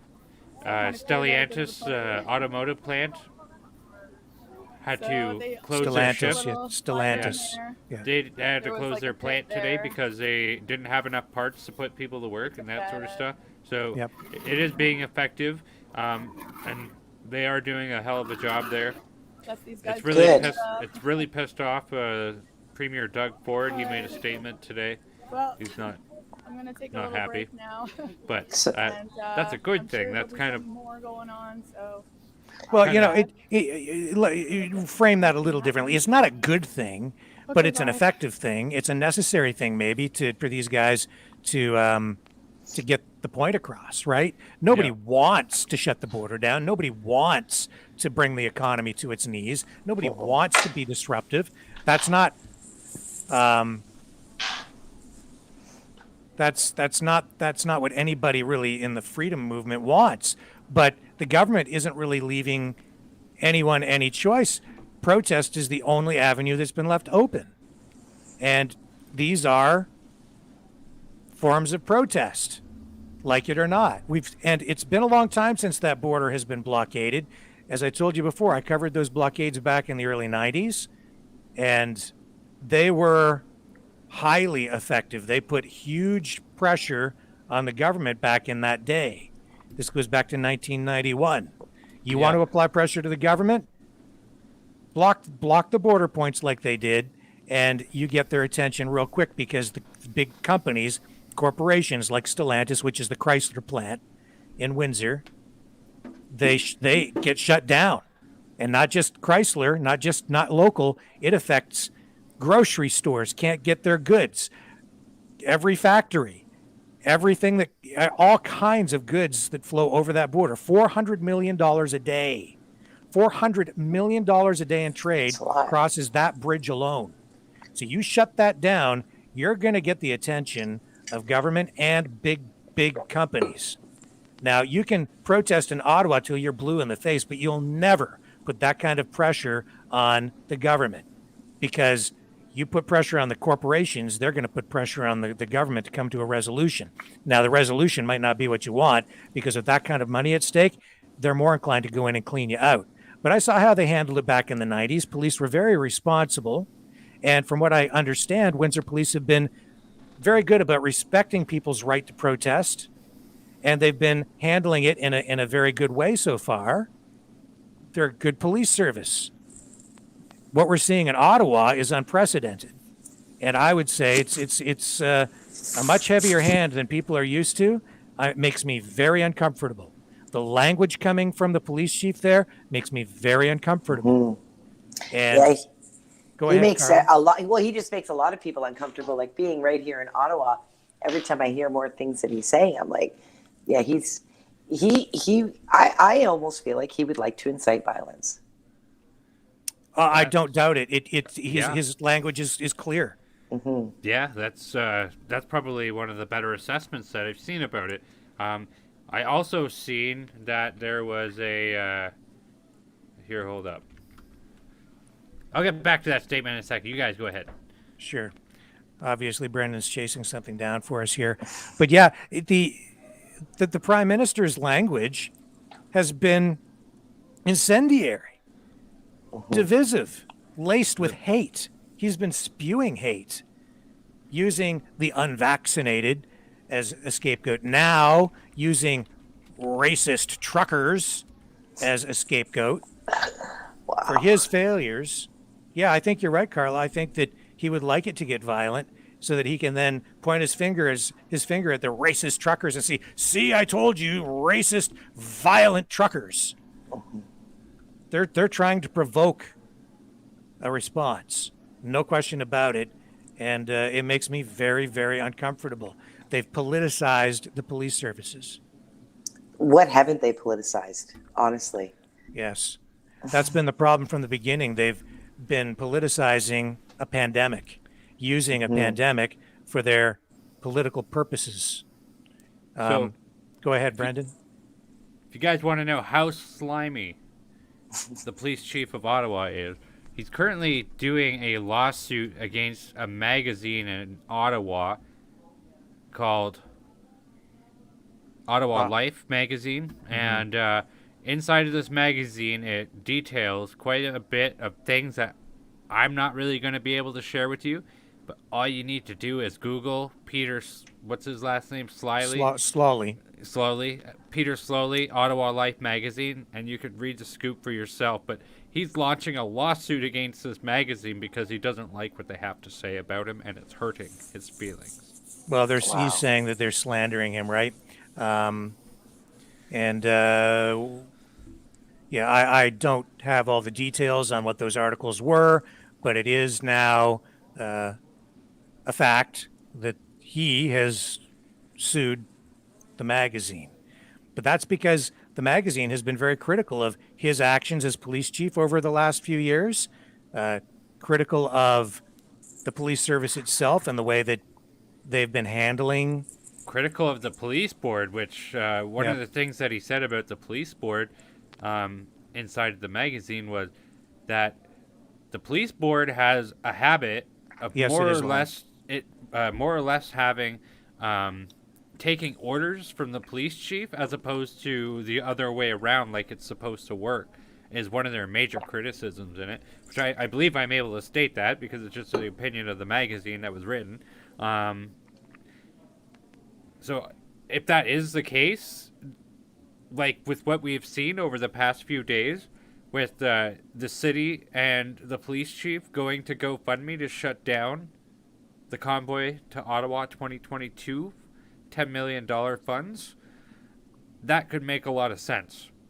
So it seems to me like there's been a lot of doo-doo around this police chief in the past, and some of the things that have happened in the past couple of weeks is pretty telling that he's probably not after anybody's best interest but himself. Well, we can't make many statements regarding the circumstances surrounding his lawsuit. I didn't. I didn't say anything but I that will isn't say published. this. I will say this. Police chief slowly has damaged the relationship between the Ottawa Police Service and the public. You can see that here tonight in the comments that people are making. He has been ineffective, in my view, as a police chief. As And a his de-escalator. yes, he, instead of de-escalating things down there, he's been an escalator. He is basically attacking these protesters. This is an unprecedented protest. This is not a regular kind of protest. This has formed organically. He doesn't understand that. He's allowing himself to be manipulated and used as a tool by the mayor of Ottawa, by Justin Trudeau, and possibly by the premier, certainly by senior levels of government. He's allowing his police service to be politicized. And other police services are throwing their support behind this. It's a dangerous and slippery slope. And it's unfortunate. It hurts my heart because in Canada, one of the cornerstones of our democracy and free society has been police services that people have come to trust and put faith in a way that you don't find in other parts of the world, where people feel safe because of police, not threatened by them. And now what we have is just the opposite. We have people down there who are fearful of police, and yet still saying that they love them and are embracing them with kindness, even as they take their food and the fuel to keep them warm at night as they fight for Canadian freedom. These are freedom fighters, and they are facing anti-freedom forces. The government is working against the people down there. And a little bit of compassion, a lot of compassion and understanding is what is really called for down there. Not force, not brute force, not police in riot gear. You want to send cops down there in riot gear? Keep them at bay. They should be down there just making sure everyone is safe, not going in and taking the fuel. Let the politicians deal with that. That a political solution is needed for that, not a policing solution. You do it this way, it'll be a stain on you, your police service, and Canadian history. It will be your legacy. That's what we're getting. This is how you will be remembered.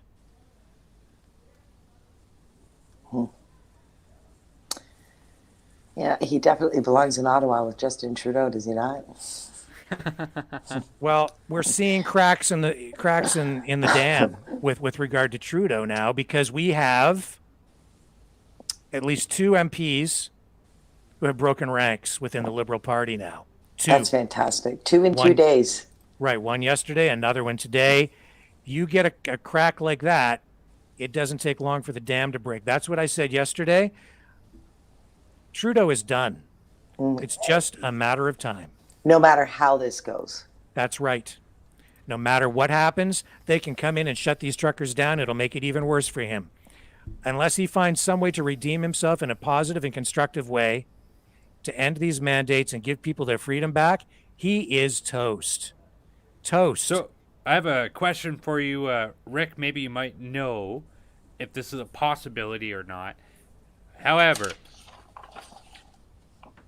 if Justin Trudeau kind of continues this way with his dissenters in the party, or say they get kicked out from the party, say 3 or 4 of them, or even 5 of them get kicked out of the party, is it possible that they cross the other end of the aisle and join the Conservative Party, giving them a slight majority, possibly even the government? Is that within the realm of a possibility of like a Christmas miracle or something? That in itself would be unprecedented, I think, Brenden. We've seen things like that sort of happen in the past, but not on a mass scale, right? Only 1 or 2 throwing the balance of power off to create a situation sort of like that. But in this environment, I suppose anything is possible. I think what's more likely to happen is these MPs have been cowardly. Maybe it's forgivable. Maybe it's understandable. They're fearful. The entire country is afraid of Justin Trudeau. They're afraid of this Liberal government.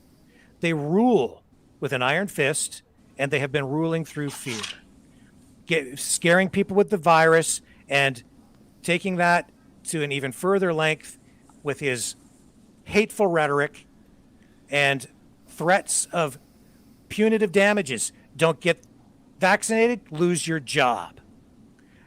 Come down here and protest, we'll arrest you. Come down here and hang out, we're going to take your food and your fuel, we'll freeze you out. No aid, no comfort to the enemy, no way, no how. He's stepping on people's necks with his boot. So make no mistake, he rules within his party the same way. He's got that name, right? He's political royalty. Who would oppose that? Especially when he's so connected internationally now, and he's become this little puppet for these global puppeteers. He's clearly not working in the interests of Canada or Canadians. No. And he's been giving away Canadian taxpayer money to other countries and his international elite friends in the hundreds of millions of dollars since taking office. Hundreds and hundreds of millions of dollars every year. He says Canada is the first post-nation state. And so what are we seeing here in Canada tonight?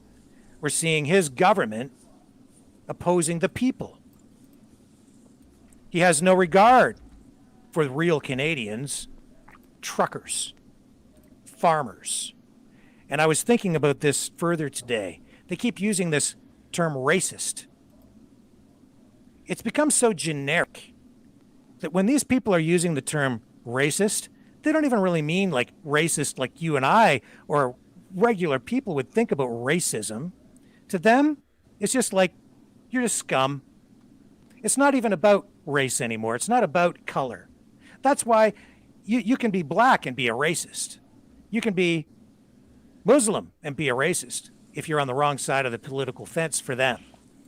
A racist is now just anybody opposed to Justin Trudeau. That's why he stands up there and says, we got a bunch of racist truckers. And now you got farmers down there, so now you got a bunch of racist farmers. Anybody is just a racist to Justin Trudeau if they oppose him. A fringe minority, people with unacceptable views. And you know what? These words are very powerful words. At least, you know what? They used to be powerful words. But Used to be. We've taken them and we've cheapened them and we over-broadened it. Well, it's Like- diluted, right? Absolutely. Diluted it. Yep. Because he's using it for political purposes. Well, not only him, but the entirety of the left. Everybody is an alt-right racist. Like, these are... Christopher Hitchens said it best, I think, when he had stated, these are very powerful words, and I will not dilute it by calling you that because I don't think you quite fit that, but you're garbage, is what he basically would say in situations like that. But Nazi and racist, these are powerful words, and they need to only be used when the term fits. And So- as we've seen all over the weekend, we have not seen, or all over the past 2 weeks, we have not seen that this is a giant fringe group of racists. Well, but so the point I'm trying to make is, as fearful as these liberal MPs have been, the people within his own party, as fearful as they have been, his actions are now so monstrous, so disgusting, that even people who have been fearful within his own party over the past 2 years are now beginning to break ranks. You think he can survive that? You get a couple of people saying, this is gone way too far. Justin Trudeau, the almighty Justin Trudeau, the boy with the name. His power is an illusion. And people, as soon as they begin to see it, even the people within his own party are beginning to, the dam will break. The power for any politician, any government, even a communist government, ultimately comes from the people. It's what people are willing to put up with. You're seeing the people send a message to Justin Trudeau and the government. It doesn't matter. It does not matter what they decide to do. They can come and arrest them all.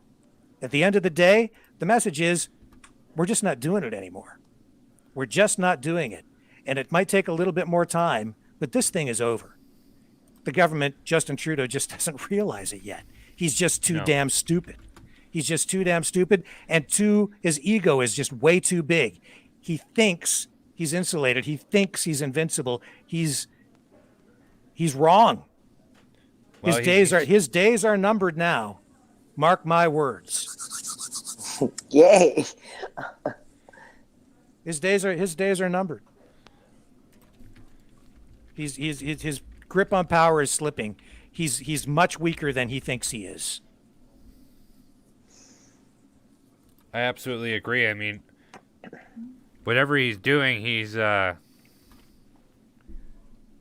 it to support his World Economic Forum buddies, and you could really kind of tell he knows his grip on power is like gone, but he's just hammering down even harder with each passing moment.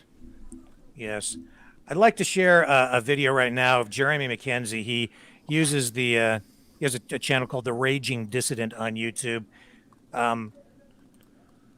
He's down there in Ottawa, and he has been at Camp Coventry. This is just a little video from earlier today, and he speaks to some of this in this video. Hey guys, just finished a podcast with the Speak Truth Without Fear podcast. So Jordan Sarmo and Ross the Boss. Thanks a lot, guys, for that. I just want to clarify or something, or maybe elaborate on something. Regarding the video I did a little bit earlier. All of that I stand by.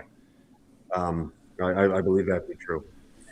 I also believe that there's a lot of us down here. A lot of us are down here for the right reasons.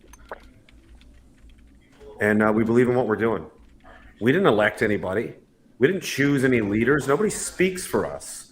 Nobody's making decisions for us. And the fact remains that millions and millions of Canadians support this movement. They support us. They're supporting us. That's why we're down here, because we're done. We're not doing it. We're not doing the mandates. They're done. We're not doing the passports. We're not doing the testing. All of it. It's the same. Get rid of it. Coast to coast, city to city, province and territory. and give everyone their jobs back that has lost their jobs as a result of these passports, as a result of these, these protocols, these authoritarian measures, and no one is going home until that's done. Period. So I don't care what politicians, what political parties you want to try and subvert. You want to try and get in here and you want to try and sink your hooks in and try and do your messaging and try and blame the liberals or blame the. This isn't about politics anymore. This is about human dignity. This is about our lives and getting them back. And if you think that you can insert some people in here and do some kind of messaging campaign, you think you're going to ride this wave? You're gonna jack the steering wheel from all of the people that have worked on this, worked at this for years and sacrificed and suffered to bring this to fruition, to bring this to where it is. If you think you're gonna just take the steering wheel out of these truckers' hands and drive it down to election lane, you got another thing coming. Nobody's going anywhere. We're not leaving until we get what we want. And we want the testing gone, the mandates gone, the passports gone, give everyone their jobs back. And until then, the honking will continue until freedom improves. There's a lot of people down here. I'm just one of them. There's a lot of people down here with influence. We all know each other. We all talk to each other. There's no king, there's no boss, there's no governor. There's no ruler, there's no leader. All of you are in charge. You're all here because you decided to be here. You're all supporting this and being a part of this because you decided to be, because you know in your heart that this is something that you needed to do. It's what you believe in.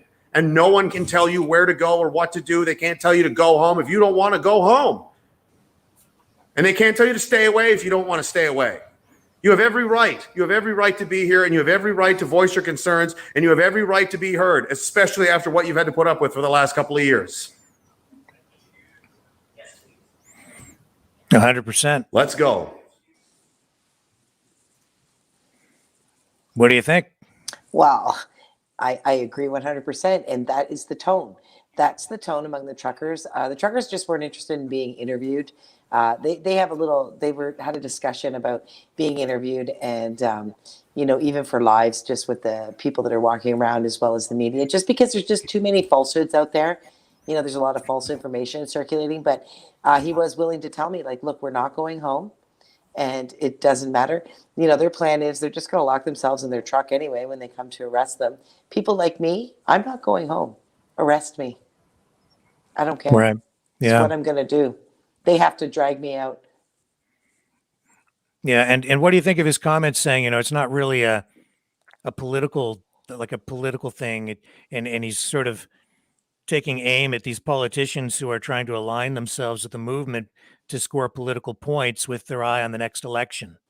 Well, and I mean, we've seen it happen, right? Like, I mean, for 2 years, they all sat, not a word from any of them. And then as soon as the truckers came to Ottawa, as soon as they saw that we weren't a fringe minority, suddenly everybody's speaking up and everybody wants to save us. Everybody wants to end the mandates, and they talk about how disgusting and how ridiculous they are. Where were they 2 years ago when they could have stopped it? They've had 2 years to stop it. I don't have any respect for these politicians. I'm grateful that the Liberals are speaking out against Justin Trudeau. I'm grateful that the Conservatives are speaking out against Justin Trudeau. I'm grateful for all of that, but it's just a little too late. Yeah. That's how I feel. I feel much the same way when this trucker convoy began, and then the momentum started, and even other people, right? Just people in general who had been so pro lockdown, pro mandates, and then now they're changing their tune. Honestly, I wanted to just grab them and shake them, right, and go, "Where have you been?" But I have to stop myself. Party. Right. You have to open your arms at some point and say, well, welcome instead.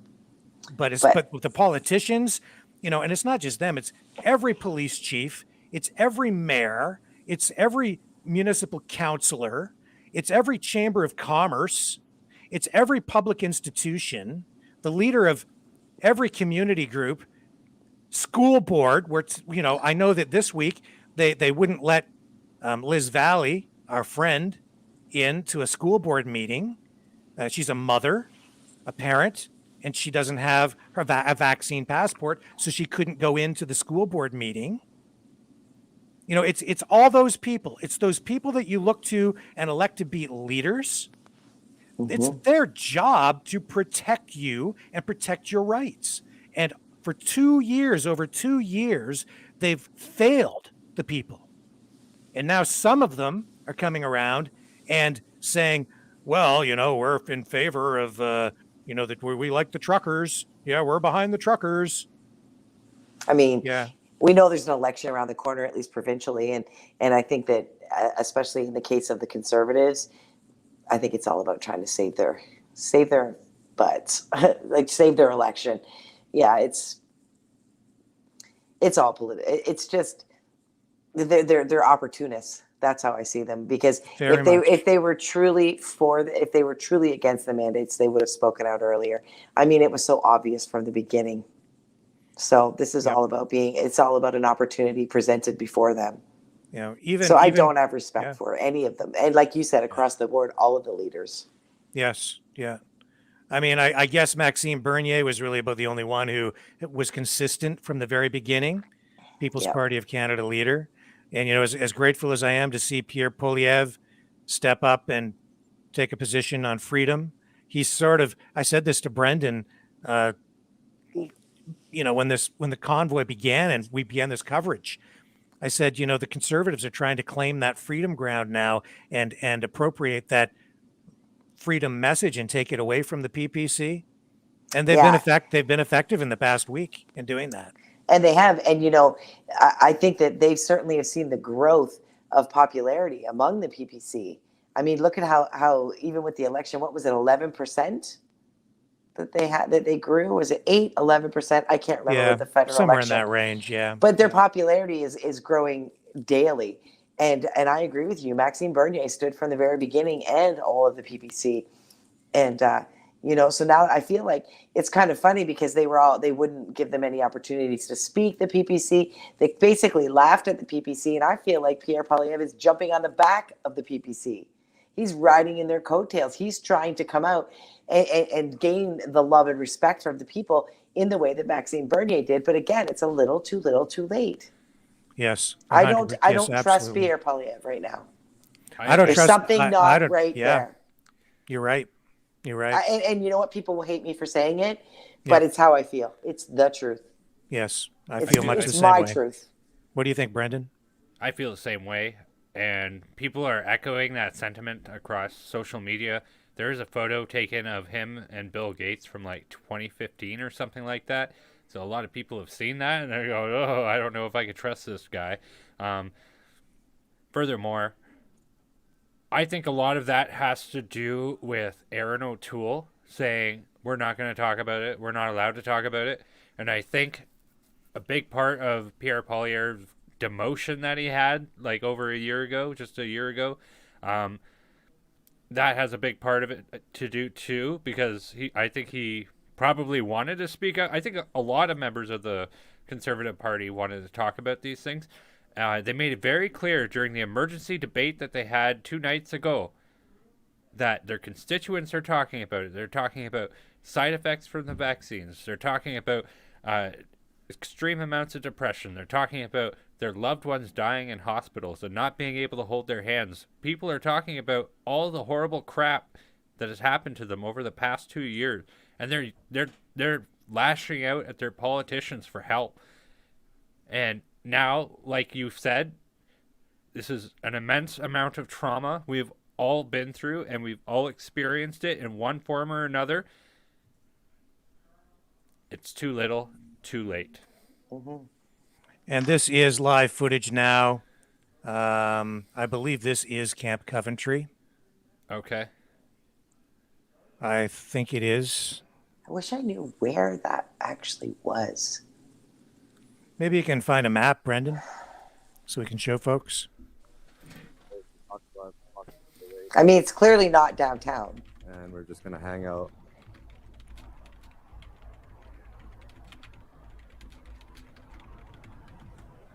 But I'm not sure how long I'm going to stick around. I'll just see what Jeff has to say. And see. So it seems quiet there at the moment. Like, this has not been a place where they've been gathering crowds, because generally people like me who are here just, immersing themselves into what's going on downtown Ottawa, we don't know how to get there, right? Yeah. This is volunteers. These people have been invited to go there. Yeah, so I know that at Camp Coventry, it's like a staging area. Truckers have been going there to get food.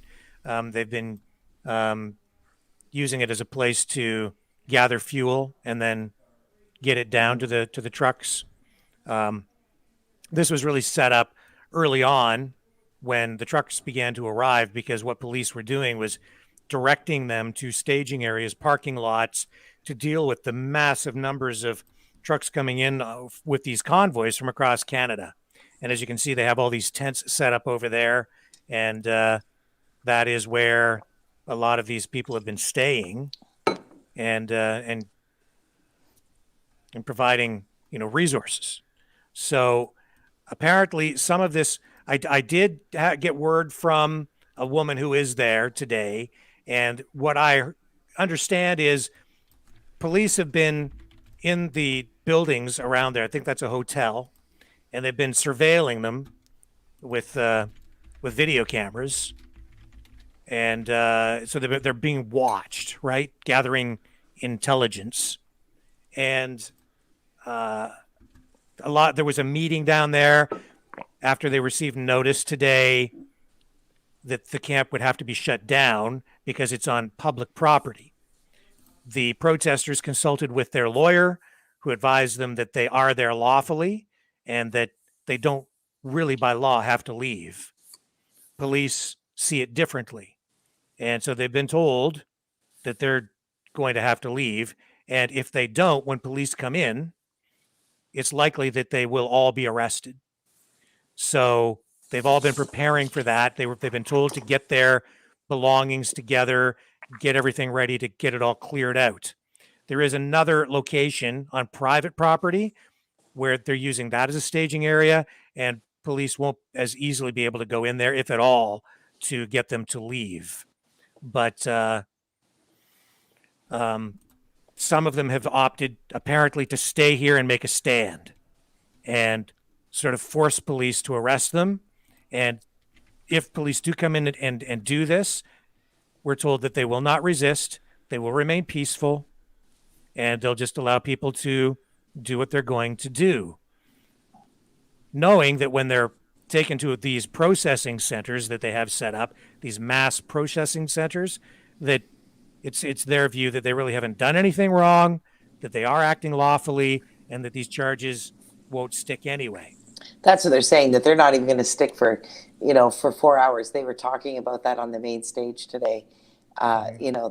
With these arrests, they were saying, even just to the general protesters like myself who are there, who are not truckers, if we get arrested, to do exactly the same thing, be very cooperative, give them your ID, be respectful, be polite, know that you will probably be released before you're even processed because it isn't legal.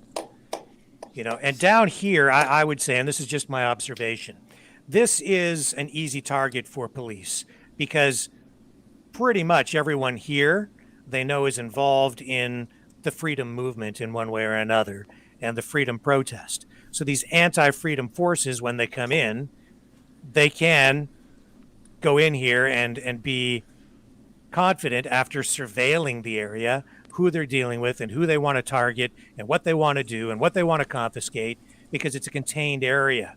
But you get downtown and it's a little bit different, because you have local residents milling about, people who live down there, people who come down there just to go shopping, other people are down there for work. Plus, then you have all the protesters, but you have all these people mixed in. So police have to be very careful about kettling people, as it's called, kettling, or surrounding them and then corralling them. And corralling was the word I was thinking of. Yeah, just corralling them. That's right. And then just starting to arrest people, en masse. So that's a different story. Plus, you're going to have kids down there, right? especially on the weekend, because it's been like a festival as much as it has been a protest. There were so many kids there even today. Yeah. They're People are reporting pulling their that- kids from school to go. Brendan, go ahead. They're reporting that there's about 100 families that are with the convoy itself. Mhm. As we may have seen today with different reporting that the Ottawa police have gotten CAS involved, stating certain safety concerns with children sleeping inside the rigs, etc., etc. One of the things that they're going to try and probably look at doing is extracting the kids before they go in and do anything too forceful. In regards to, is this Coventry here? I believe Yes. it is Yes, because it is. we saw the ball diamond. I did pull it up on Google Maps. Yeah, this is Coventry. Yeah, it's a So parking here's the lot. map. This shows you where it is. Yeah. There's Coventry Road. Just pretty sure what we're looking at is either over here. No, it's got to be over here. This has got to be what we're looking at. And this is all municipally owned property so or they'll be taxpayer. they'll be in this parking lot to the left. Yep. And that's a municipal run facility, I believe. Mhm. So that's why it's technically public property. Taxpayer Yes. funded, right? Mhm. So it's not like a private stadium there or a private convention center. No, it's not private at all. And I did find an article about the Ottawa Sun or Ottawa Citizen, excuse me, from the last time that the police were there, and talking about parking lot at the city taxpayer-owned baseball stadium on Coventry Road. So that's kind of how I narrowed it down and found it. Right. So there's your map. This is what it looks like there from an aerial view, and this is also why it's been hard for the public to even get a sense of how large this demonstration has been.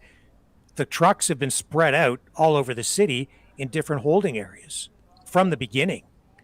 There was no way they could they could all go downtown.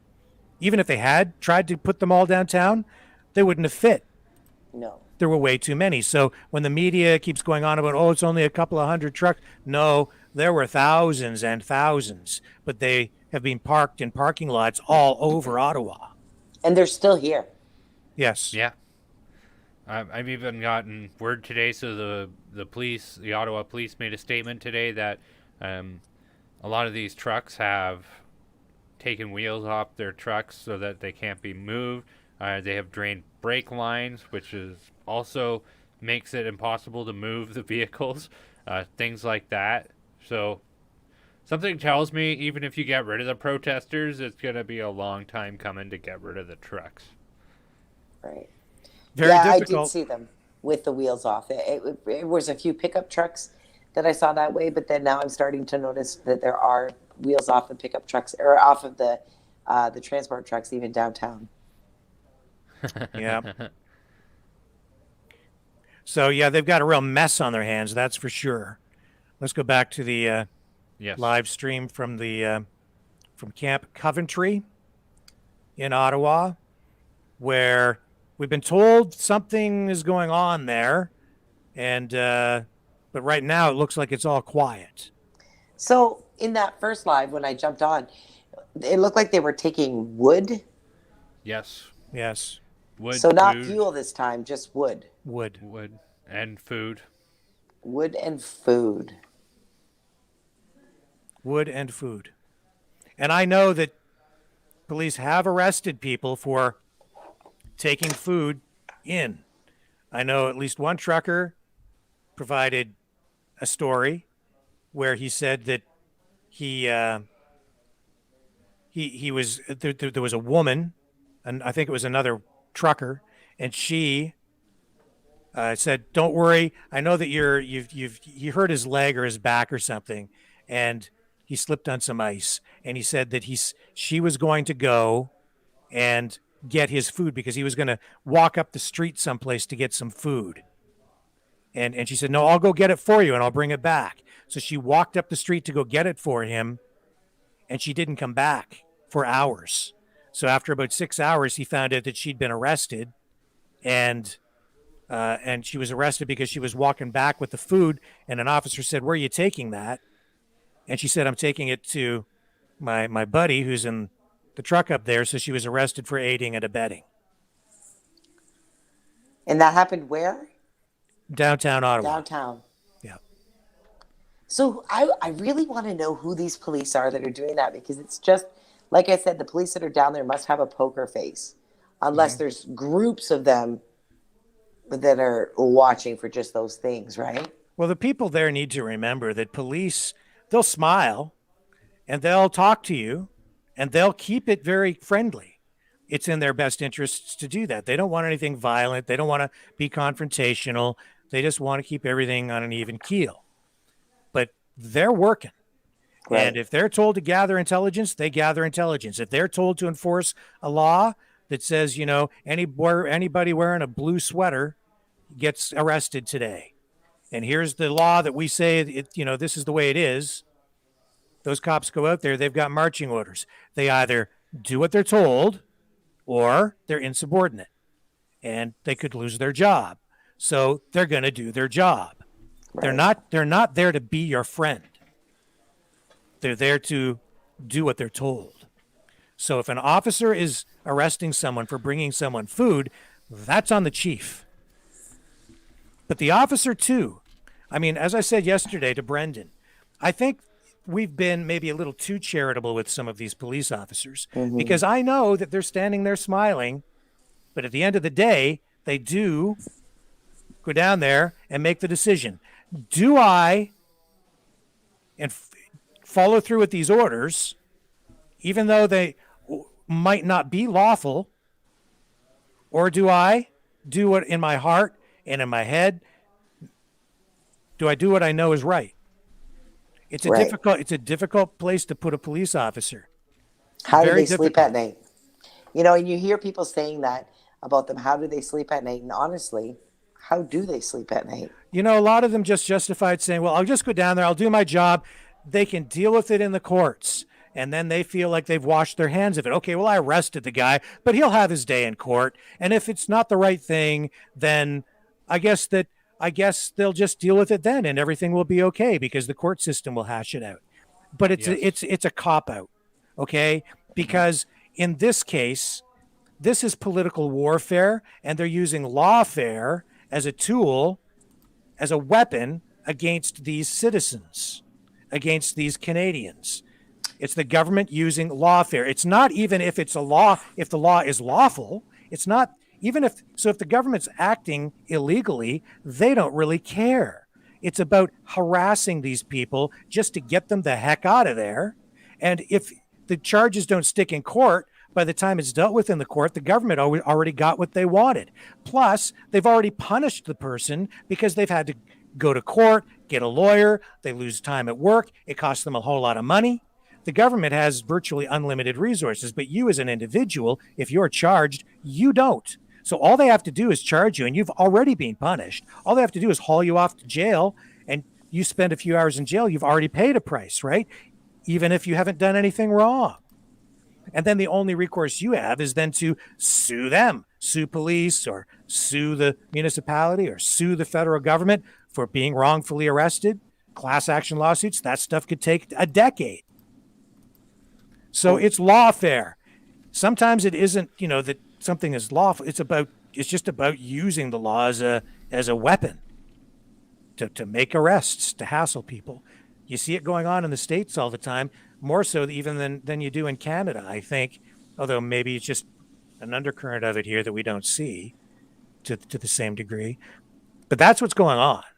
Yeah. Yeah. Yeah. I don't think this police chief is going to have his job for much longer after all this is said and done. It depends on who wins. It depends on who wins. That's what I was thinking. We can only hope, right? But I mean, this really, it just can go any way. One person I know who probably won't have his job is Justin Trudeau. It's not looking good for him. I don't think so. Because even if, no matter what happens, I think he's damaged goods now. He's treated people so poorly. He's handled this so poorly. Well, and even the elitists, must be irritated with him. I mean, come on, they had a common agenda, and look what's coming. This began in Canada, and it's going throughout the world. It's going into their countries too. Yes, you're right. They probably Right? Some are of the very other world irritated. leaders. Yeah. It's like, hey, fancy stock boy, Yeah, what are you can't doing there? Can't you control your peasants? Control your people, Justin. Yes. He's really in a rock and a hard place. He is. I'm grateful. I'm glad, because you know what? That's where I was when I had to make a decision to stand up and lose my job. So I like seeing him there, and I know that makes me not a very kind person, but sometimes karma comes around, right? Well, in the case of someone like Justin Trudeau, he deserves what he gets, in my view, largely. I don't wish real ill will on him, but he isn't deserving of the position or the power that he has right now. And the people are suffering because of it. So we have no choice as people. We have to take steps to remove him in a proper manner, in a democratic and lawful way. But we have to apply the pressure, because he's not acting in the best interests of the people. I don't think he ever intended to. It's just his poor leadership is kind of shining through, and he's paying the consequences for it at this time, right? Yes. We need a kind and benevolent leader. We don't need a dictator. Canadians deserve better. But you see what we're getting. You know, and this whole thing with the CAS and the kids, holy Toledo, The damage what the that heck would are you do. talking about? The damage that would do on those children, on those families. You know, I mean, they're forgetting mental health is on the rise, even with children as young as 4 and 5 years old, because it's bleeding through the families. So you send Children's Aid in to a family and take these children from their parents. It's going to push them deeper. It's going to give them, post-traumatic stress disorder, being traumatized by being pulled from their parents for what? For what? Yeah. It's going to make them not trust, fearful. Oh, it's disgusting. So that they can be used as pawns in the police chief's game, so that he can knock them out, so he can go in there and take off the head of the convoy, allowing them to be more violent, more seditious, and more evil. I don't know what to say about it, but either way, like even Children's Aid Society as a whole. Like, there's another organization that's been so riddled with scandal. It was just a few years ago that it had come out that the Center for Sick Kids, or the Sick Kids Toronto Hospital, who was doing the DNA test for them and the drug test for Children's Aid Society, they had faltered on like hundreds and hundreds of tests, causing hundreds and hundreds of parents to lose custody of their children. Well, some people are saying that the truckers are using children as human shields, okay? But that's the kind of thing that, we saw in the Middle East during the Gulf War, right? And we've seen terrorist groups do that. That is not what parents have been doing down there. The parents were bringing the kids down there because it's been like a festival atmosphere, and I'm sure, Carla, you can speak to that, but that has never been the intention. And the only reason those kids might be in some sort of danger down there is because police are coming down there with guns and tear gas. Thank you. Wow. It. Who is sending the CAS? It was the mayor or the police chief? Both the police of them. chief. Both of them. Oh, both it's of them. both of them. Unbelievable. So go in, round up the kids first, go and get all the rugrats, chase them around with a net, scoop them all up, haul them off, in the back of a CAS van, Children's Aid Society, to the rescue. Rip them from their parents. That's right, you terrorist parent. We're going to take your kids. You're not fit to be a parent. We're confiscating your children. Racist. It was only just last May where Canada was self-flagellating itself over all the atrocities that had happened in the the indigenous people at residential schools. And don't you think that the government would take a page out of that? So, it's one thing that they use this terrible thing that happened in Canadian history, and they use it to virtue signal it, but then they don't understand. Every time the government gets involved with somebody else, with its citizens' kids, terrible things happen. That's right. This is disgusting. This is just so stupid, over the top. I mean, it's actually laughable how stupid the whole thing is. And because of the way the mayor, the police chief, Justin Trudeau, our government, the way they're responding to this, it's just laughable. They're freaking idiots. Oh, go ahead. No, you go ahead. Well, I'm just like, these are the people you just named. They're basically, the way I'm seeing this, I'm just taking this picture in my mind of, they're the far left, right? Of all of this. There's the police, the police chief, the government, etc. And then there are the followers of that, the media, and then the ones who are following the media. And then look at what's actually happening, the footage that I've been showing, the footage that I've been discussing. Look at the compare and contrast of the two things. We are the right, they are the left, and yet yet the message is that we're I can't even speak about it. I don't know.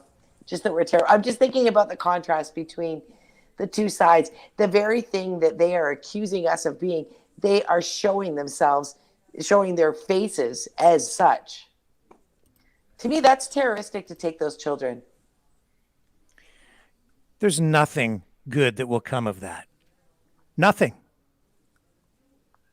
Like crying children being ripped out of the arms of their parents, hauled away, separated. Kids in cages. Kids in cages. So they want to punish. They want to punish people for forming unity, for standing up and acting as Canadian citizens, and for loving one another. So this is what this is all about: is punishing, rather than just working with them. It's disgusting. And talk about damaging trust in public institutions. What do you think this is going to do to public trust in the CAS? I guess if you're a far left wackazoid and you think this might be a fantastic thing, let's go down there and take all their kids away.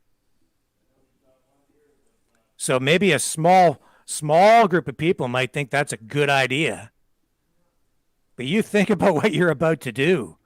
You think Canadians are going to stand for that? You think about that? Take their kids away. And then send in your tactical teams with guns drawn, round them all up.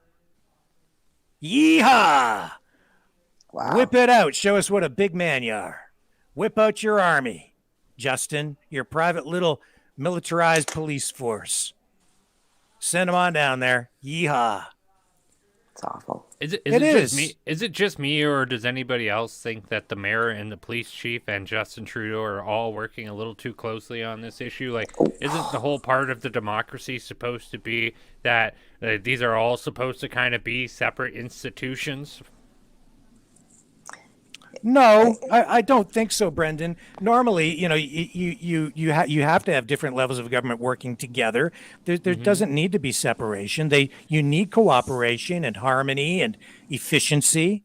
But when these, but not for political purposes per se. It's to serve the people and the needs of the people. If this was, say, a response to a tornado or a flood, then yeah, you want all these public services and these politicians and bureaucrats, you want them all working together to help people, to bring help to everyone that needs it, right? I get that, but it's like you said, it's a politicized thing.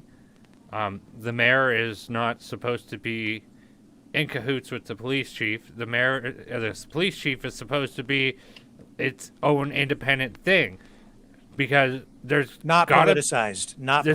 There's got to be lots of times where the police chief is supposed to tell the mayor to take a hike and get lost. That's right, because the police chief has lost sight of something very important here. This is a political problem.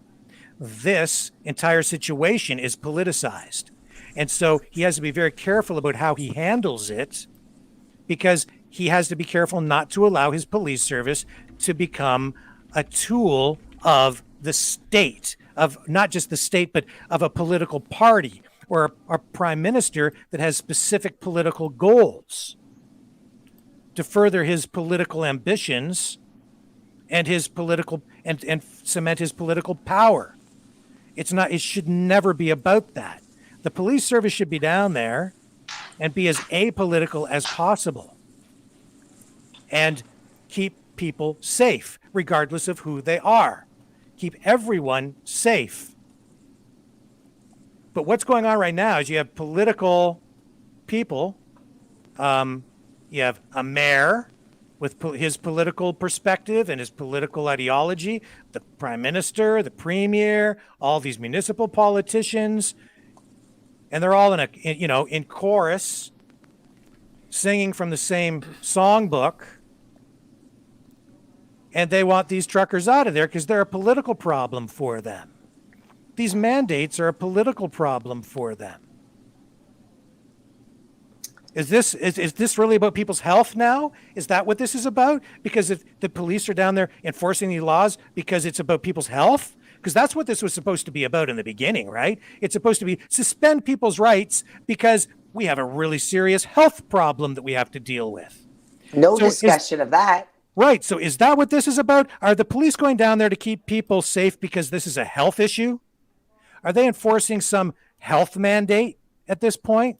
Is that what that is? Or is this something else? Because this doesn't seem to me like police are going down there to enforce some decree from the medical officer of health. This isn't about, the protesters down there doing something that is dangerous and spreading COVID. This is about them going down there spreading a message of freedom, a message that the politicians don't like. And the police chief is going, yeah, no problem. I'll go down there and I'll bring all my guys and we'll clear them out for you. But you know what? We could use some more help. So why don't you just bring in a whole bunch more and get all your other guys with the tactical teams from all over the province. Bring thousands up here. We'll just sweep them all out. Well, that's for people's health. That's for people's safety. Is it? Is it? I think not. It doesn't seem like it to me. You've stepped over a line. They all have. It just, with how much the word ivory tower gets thrown around, I think a lot of these officials definitely deserve that, because it goes hand in hand with the disdain of the blue-collar working class that, oh, these people want their rights back. Well, how dare they? And they stand in their ivory tower and just let all this BS happen. And they're so disconnected from the Canadian people. They're so disconnected from people in general. Like, even just today, so half an hour from Sarnia, Ontario, there is a blockade happening on Highway 402, which leads up to the Blue Water International Bridge, crossing into Port Huron, Michigan.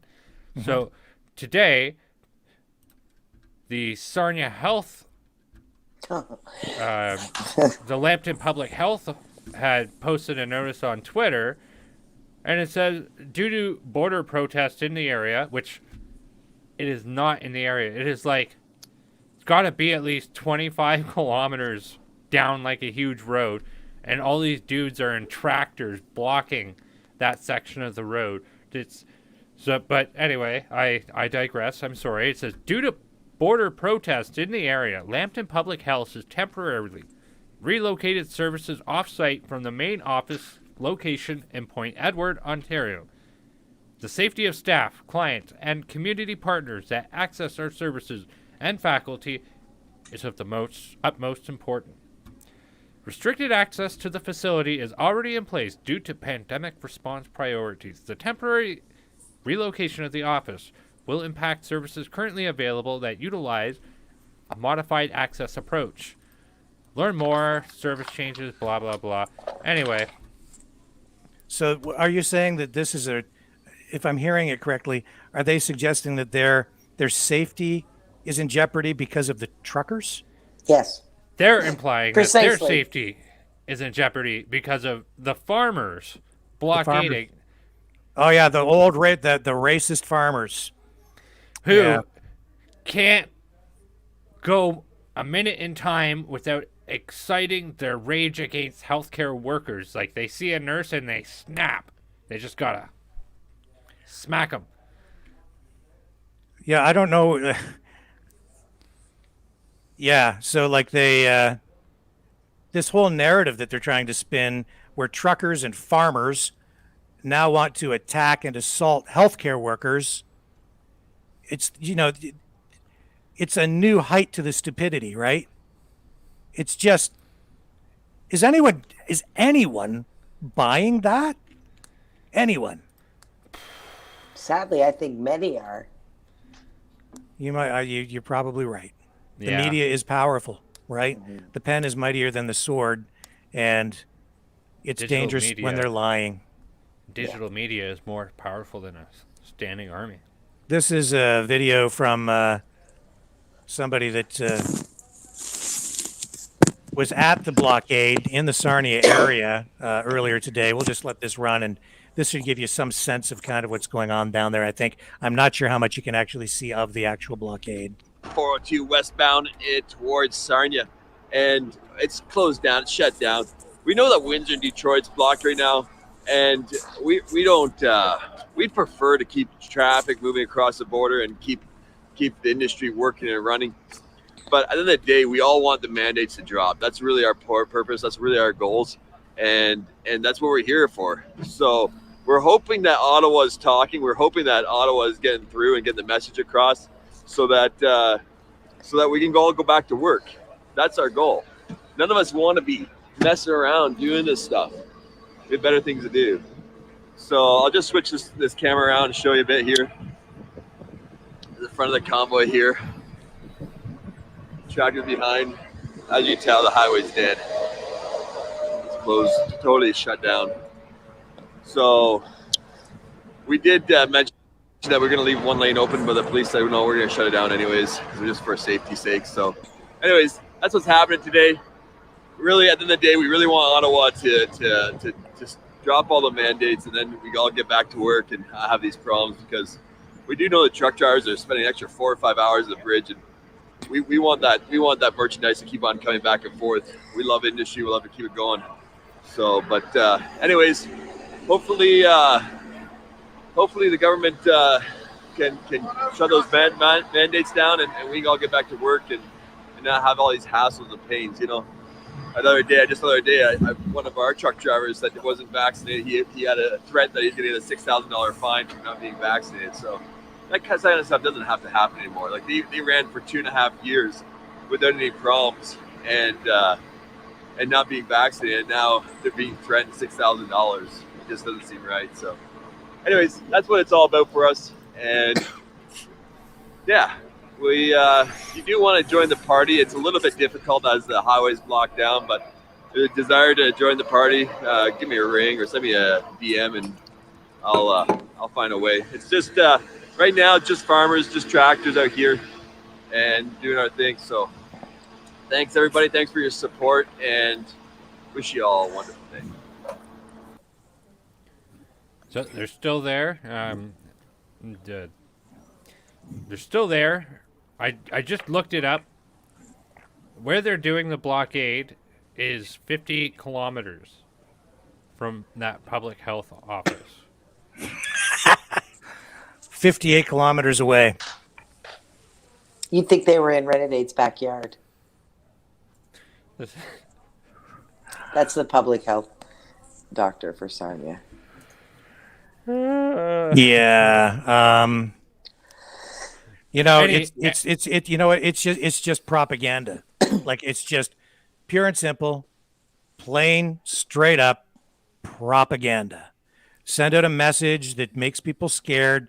Continue this campaign to rule through fear, control people with fear, turn people against your political opponents by demonizing them, painting them as aggressive, racist, violent.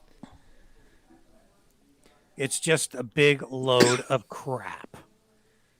A giant load of crap. How long do you think it would take to drive a tractor? 50 miles or 50 kilometers? Oh, well, take a while.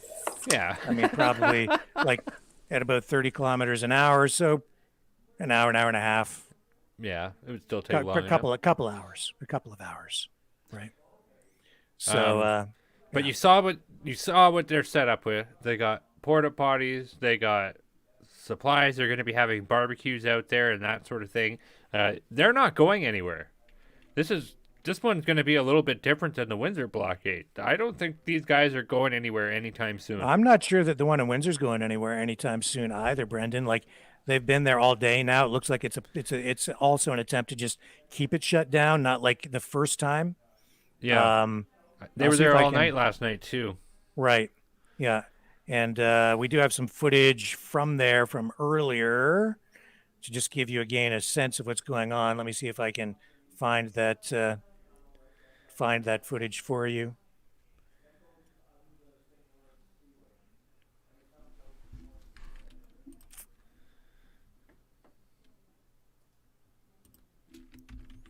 I'm still looking here.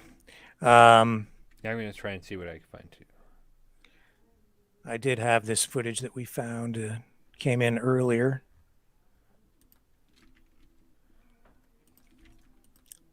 Here it is here. So we stand strong, we stand united, we stand for Constitution and freedom. Fake media is over there reporting something else about the weather. I don't know what. Yes! Stand for constitutional freedom! Yeah.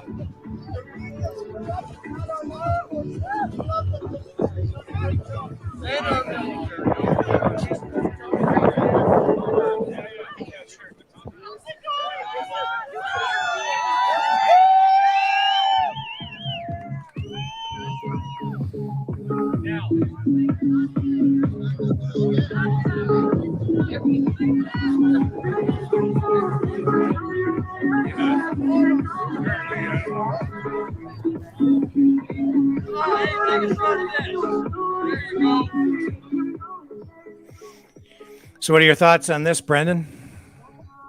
I have never been more terrified in my entire life. Oh. No, I'm kidding. No, this is an excellent show of the solidarity that we are experiencing in Canada. This is what Canadians are all about. I don't think Doug Ford's is going to enjoy any of this, and it's kind of funny just because I'm recalling his statement from before that he made earlier today, and as you know, he's been very hush-hush quiet about a lot of this, right? So Justin Trudeau and Premier Doug Ford have been more or less saying it's not okay to lock these things down. It's not okay to stop people from going to work. It's not okay to do all this stuff. It's like, you guys have been doing that for the past 2 years now. You ought to know better. Like, Fuck AM 800 News. They keep lying and lying and lying. Absolutely. Yeah, you hear, the comments there in the background about the media lying. I think it's the worst at the national level. Locally, you do still get a lot of inaccuracy. It isn't as bad, but you just can't trust them anymore. no, you can't trust them. It's very clear in the past 2 years, they have picked a team, whose team they are on. And it's not on my team, and it's not on your team. It's on the government's team. Yeah, it's a very strange thing that we've seen happen. And to some degree, at first I could kind of understand where it's like, well, if this is a big health issue and you're working in media, you want to make sure that the information you're giving the public is accurate, that it's factual, that you're not giving people any information that might hurt them, right? Carla's backstage. Oh, here we go. She's back. We lost you. I know. You know what? I tried to leave on purpose. I had to cough. You know, I must have COVID. Well, it's a less deadly variant, so you should survive. I'll survive. Oh, thank God. Yeah, this is terrifying. Yeah. And you know the Canadian flags everywhere you go. At every one of these protests, it's just Canadian flags, Canadian flags, Canadian flags. People finally are expressing their pride in their country. They want to bring it back, man. This is the freedom movement. The other side is the anti-freedom movement. Right. And there, look at the contrast, and it's great. You know, it's huge, Yep. huge. And look at that, everybody's out there. And I don't know, it just makes me happy.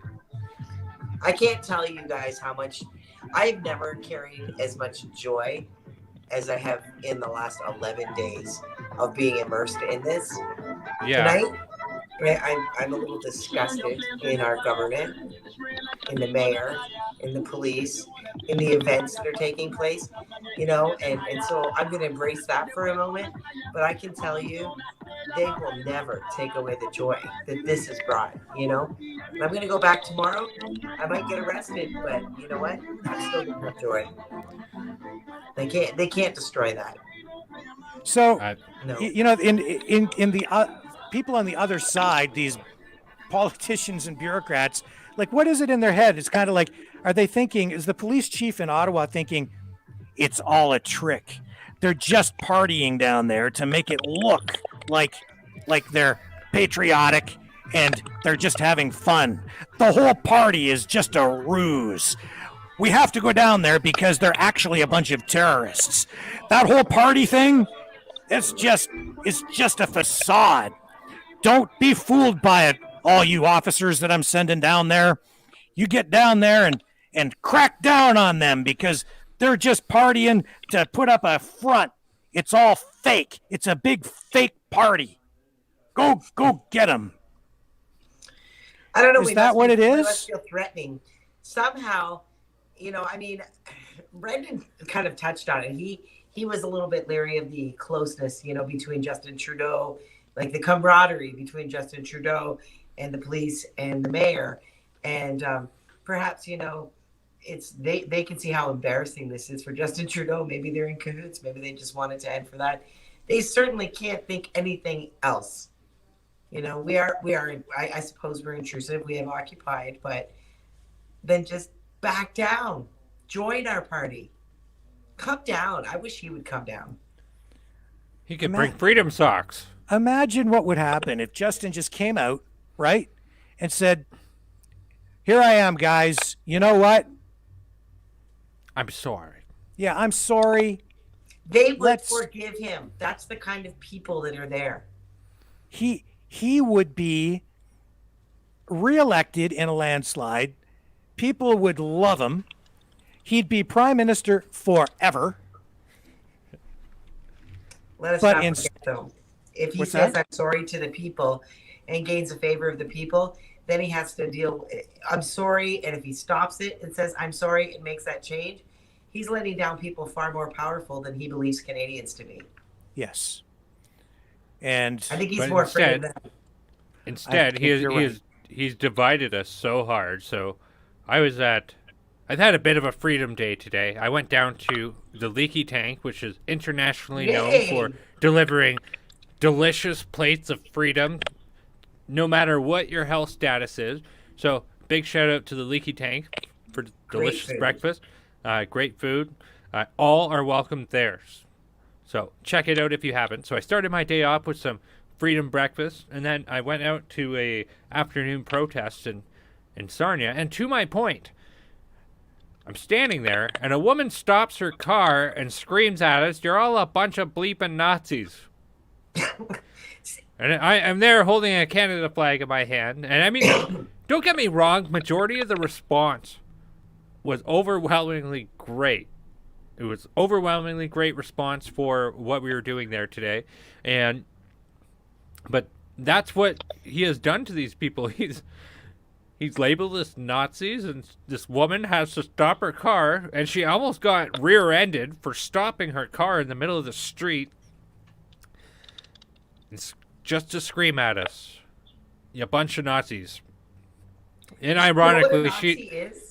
Does she I know? don't think so, because ironically, she was driving a Volkswagen. Hey, now. I drive a Jetta. I got a Golf. Oh my God. What does that tell you? Two V-dubs and a guy with a Canadian flag. Whoa.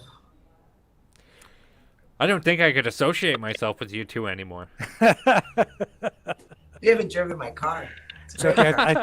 I'm not sure, but I think my Volkswagen was built in Mexico. So I don't even think they're built in Germany anymore. Let it go. it's a Hispanic German international people wagon. I don't know. What was the like? We really didn't get a sense from you what you experienced down there today, though, Carla. I mean, and we need, just before we do that, I need, we were kept talking about how something was going down at Coventry. We got you live footage from there. Thank you, Ottawaks, for doing what you're doing, and the footage that you're sending in, and it just shows, like, even though all these people were telling us something was going on down there, it was all quiet. So we need to be careful about rumors and things that people are saying, right? So let's find out from Carla what really did happen downtown today. What's happening on the ground there? So, I mean, on the ground, we had a lot of families. Again, today people were taking their kids out of school because they wanted to, they thought that it was more important that they saw this than went to school. So there's lots of, I got a lot of live footage of young families. There was so much food down there today. I know I keep talking about the food, but the food game on like downtown is getting bigger and better all the time. Do you know what I had for supper tonight? I had pierogies, mashed potatoes, and vegetables and chicken and gravy all in one thing. Like, oh my. I've been literally eating granola bars, just eating garbage that I brought from home like that. And to eat that meal was amazing because you felt like you were eating it with family. The vibe was the same, all about patriotism, all about love. The stage had several speakers. Today they had a group from, I just want to kind of give these guys a shout out. So it's www.real.not.rare. So it's kind of a Canadian, it's our newer Canadian version of theirs. So we had people speaking for telling stories of people who've had vaccine injuries and, adverse reactions, things like that. So that was kind of a moving speech where we talked about that. But I really encourage anyone who doubts that there are adverse reactions to go ahead and go on www.real.not.rare. Is that .com or .org? Oh, sorry, .com. Sorry. .com. Okay. Yeah, and so because it was moving, it was so different from any other speech. You weren't hearing the clapping and yelling of freedom. It was dead silence, and it was tears on people's faces. I got the link in there if you wanted to show that, Rick. Sure. Or not the link. Sorry, go ahead. Yeah, and so we saw that, and then, but people were really talking about the food. It was like it's almost every 500 feet you walk, somebody's got a tent of food, and these people are getting, like, these are being donated from communities, right? A lot of them are churches, but some of them are not. It's just communities outside of Ottawa have gathered together and donated massive amounts of food, like breakfast, lunch, and supper. And it's like going into a restaurant. It's restaurant quality food. We're not just talking hamburgers and hot dogs, guys. We're talking, like, one lady was making French toast at breakfast. They're making these bomb egg sandwiches at breakfast. Lunch is usually hamburgers and hot dogs, but then there's these other meals. So people are really talking about that. And someone really impacted me when they said, you know what, when I come and get this food, I haven't been able to eat with my family since, all the division started. And they said they haven't had a family dinner, and to stand there in the cold in Ottawa, downtown Ottawa, with people, with all of the people, she felt like she was having dinner with family, like Sunday dinner with family. So that was really moving for me. Fox News was there tonight. They made a big show. Fox News came right down to Metcalfe Street and the corner of Metcalfe and Wellington, which is basically in front of what I've been calling the square. It's where their stage is. They were standing right there, set up, and they gathered quite a crowd. At first, I think the crowd were a little bit leery and reluctant, and just everybody had their cameras out. They were, going to catch them saying something wrong, mainstream media. But I think that Fox News has actually gained the respect of the people from the convoy, the people who are supporting this, because they're kind of giving the real story, right? And also, they came a long way. I mean, this isn't just a Canadian. They came from the U.S., right?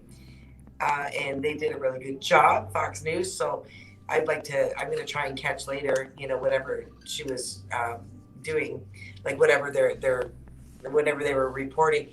But the important thing to know is Fox News came right down onto basically what you would want to call ground zero, in and among the people. They were showing real footage, whereas all of the other medias like CBC, CTV, they're all standing up on the Parliament building on the higher level behind fences with police in front of them. So that's the view that they're showing, whereas Fox News gets in with the people. So yay, Fox News. I'm just giving them a shout out because they've been really fair on this. What a contrast. So I'm just gonna add something to that, because I mean I saw a tweet today from a CTV journalist who had stated they had to take the branding off of their van because the people in HR decided it would be too dangerous for their health and safety to drive around with CTV on the van. So the contrast is Fox News shows up down there, and people are like, "Yeah, we love this." They were, and the reporter from Fox News, when she was finished her spin, she stood and talked with the people, just as a human being. People were hugging her. It was lovely. That is amazing, and yeah. So yay, Fox News for sure on that one. And you're right. The other CTV and CBC, I think they need to be. They are probably afraid to come in because they know what they're doing is wrong, and so they are literally up on the Parliament buildings, in front of the buildings, behind the fences with the police, or with the parliamentary guards with them. So, filming from that far away, what are they actually seeing? So yeah, so. Yeah, so I mean, you're looking. There's not as many people as there were obviously on the weekend. But as the day got on, the crowd grew a little bit bigger about mid-afternoon, and then in the evening it was still quite large. They played Nickelback. I thought we were going to lose a few, just based on that, at their dance party. But yeah, I watched that live today. That was good. The Nickelback. Yeah, you make me laugh. She knows the joke. So really what I spent the day doing today is just filming people, talking to a few people. I didn't get as many interviews in as I'd hoped to. What I was getting, though, were a lot of messages from people, just on my messenger, asking me things like things that were happening. Like there's so the key thing that I learned today is that the social media is full of fake news, whether it be from City TV, or if it's people posting personal lives on Facebook or on Instagram or on TikTok. Lots of TikToks going around saying that the whole city of Ottawa was blacked out, as far as cell phone service. Well, as you can see, I'm speaking to you from Ottawa. I was taping from Ottawa live downtown. We're not blacked out. They have threatened that it could happen. It hasn't happened yet. Another thing was there was a TikTok going around showing the police returning fuel to the truckers, which is absolutely not true. And what they had, the pan of like the picture that was in this TikTok was of fuel cans that were like jerry cans that were lined up and piled up. Actually, and so the person who was doing the TikTok said the police have returned the fuel to the truckers, which is not true. What it is it's empty jerry cans I've seen a lot of articles like that today. Pardon? I saw a lot of articles about that one. Yeah. Yeah, About it's the not jerry true. can. Yeah. Yeah, so the jerry cans are they are requesting, so the organizers have told every person to bring a jerry can and act as a decoy, carrying an empty jerry can around, around the streets, and making it actually look like you're carrying, gasoline. So they want them to be a decoy. But and so people are doing that, but also people are bringing jerry cans and using them the same way that they would use a flag. They're writing on the jerry can. I'm sure you saw some footage of that. They're bringing them in as their own kind of silent protest against what the police did when they took the fuel. You actually have a clip about that, Rick. Yeah, let me see if I can find that for you. Yep. So I guess I was kind of I was just kind of doing a lot of researching and looking at things and trying to find out if things were actually true that were going around. Well, and that's a good point, and that's a reminder to everybody. You need to take everything with a bit of skepticism, even from the conversations that we do have here, because sometimes we receive words of things and we have to speculate on them, and then we try not to. I mean, Rick doesn't like speculating. I like speculating. That's my problem. But that's why Rick's the professional. Exactly. Star. I like to speculate, and I like to make conspiracy theories, but there is a lot of fake news out there, and I even know a good example of one. So there is a website out there called The Conservative Beaver, and I'm pretty sure it's like basically a either Russian or Chinese fake news website. But yeah, these are the jerry cans here, guys. Yeah. Yeah, that was the jerry cans coming in.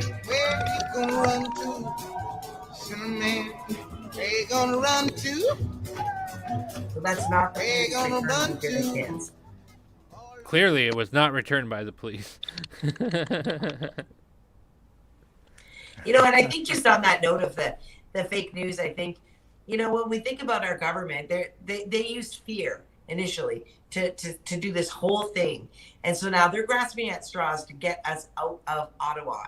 So they think they have a plan of how they're going to get the truckers out of Ottawa, but how are they going to, like we were talking about with the police in this great sweep, they have to be very mindful and careful about getting the actual, just two-legged protesters out of Ottawa.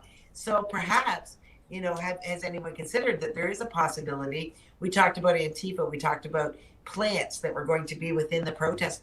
Maybe there's people out there who are pretending to do lives and and they're, putting fear out there so that people will leave the protests, like the blackouts, the arrests. I mean, yes, I realize it came from other areas, but there's so many, and it's just there's a level of hysteria around it, almost like someone's trying to incite fear and making people not come. Meanwhile, when you're standing at the protest, the organizers are on stage saying, "Get everyone here you can." So I don't know. I think it is some food for thought, and the media blackout or the cell phone blackout thing is a true thing. It does happen, and I think it's just an urban myth that's perhaps rooted. It just took off from wildfire. I mean, it happened during the G7 protests in Toronto in 2010. Right. So someone speculated, and now they're circulating it around on the internet. It's not been threatened by anyone. No. So, because I'm getting message on message.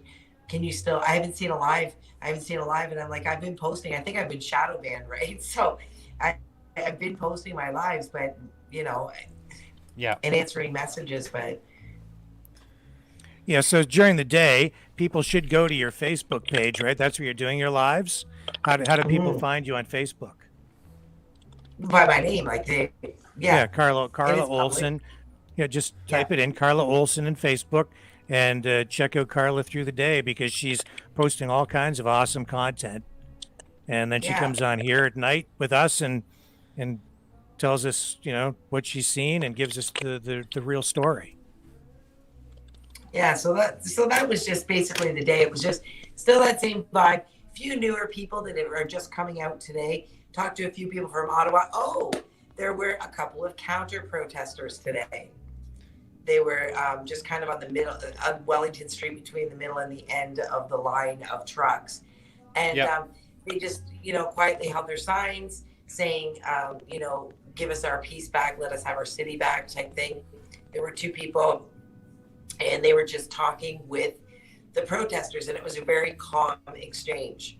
They were explaining their stance. It was very respectful. They were respectful of the protesters, and the protesters were respectful of the counter protesters. It was actually quite nice to see. They didn't want to be filmed. They didn't want to be filmed. Perhaps they don't want to be seen by their hearers. I don't know. It's like that press conference we watched today from the Marriott, where there's Dr. Roger Hodgkinson and Dr. Alexander. I have declared that on Friday they're going to have a debate, or they have invited Canada Health, Public Health, and Public Health official to come and debate their quote-unquote science. So they're going to have a big science quote off or whatever. But I suspect that nothing is going to happen with it, because Liberals have a terrible time stepping up to the debate. Like, hand over fist. They can't debate. No. And so that's going to be a no-show. And it's just like the counter-protesters. They don't want to be put on film. And the ones that I did see on film, it's like you ask them basic questions about your rights and stuff, and being infringed upon, they often don't know the answer to just about any of it, because it's like they don't know where the lines they don't know the line where government tyranny starts and where your rights end. They don't know that line, and it's a very fine line, but they don't know that line, and it's very clear. Yeah. So what do you? That was a exchange, which I appreciated. What do you see happening for like tomorrow?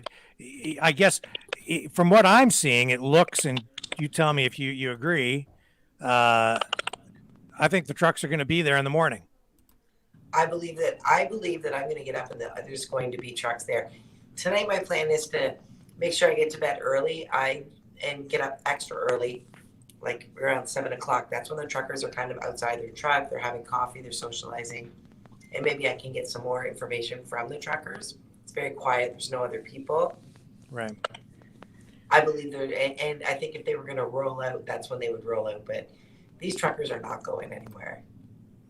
And so even if they do shut down Coventry, and it seems like that is inevitable, because they've created a new one. They're resilient. These are truck drivers. They will create another way. Look at what they've done with the jerry cans. Yeah. When I heard that they were going to do that, I thought, that's not going to work. And then I saw the video, and I thought, that's pretty. They've achieved something, right?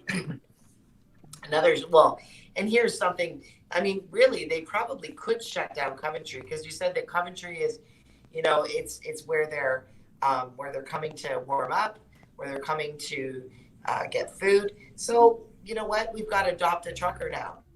You can go over to a table right on Wellington Street, sign up for Adopt a Trucker. So if you're local to Ottawa, you can just you can sign up for this. You can allow a trucker to come to your home and shower.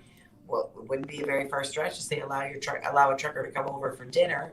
They can come and shower, give them a couple of nights sleep in your home so that they can stretch out on a proper bed. These are some of the things that you would do if you adopted a trucker.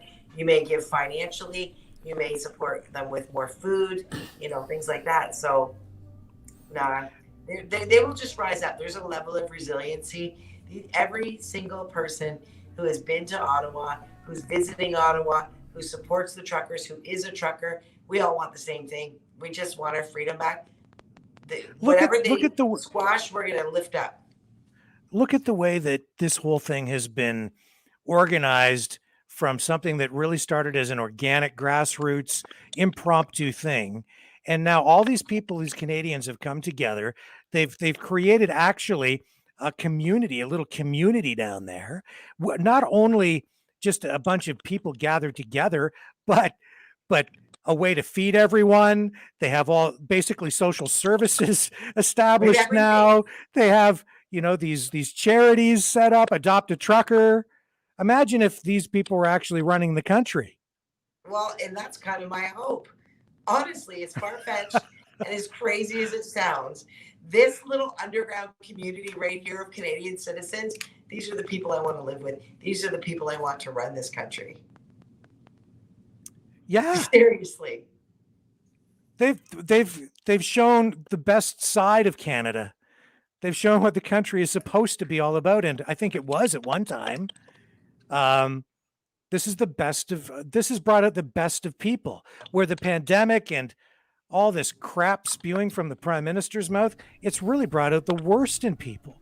Which side do you really want to be on? Do you want to be with these people singing the national anthem, carrying Canadian flags, helping each other, finding ways to survive in the face of adversity and crackdowns by an authoritarian government? Or do you want to be on the other side, the dark side, right? Dun, dun, dun, dun, dun, dun, dun, dun, dun.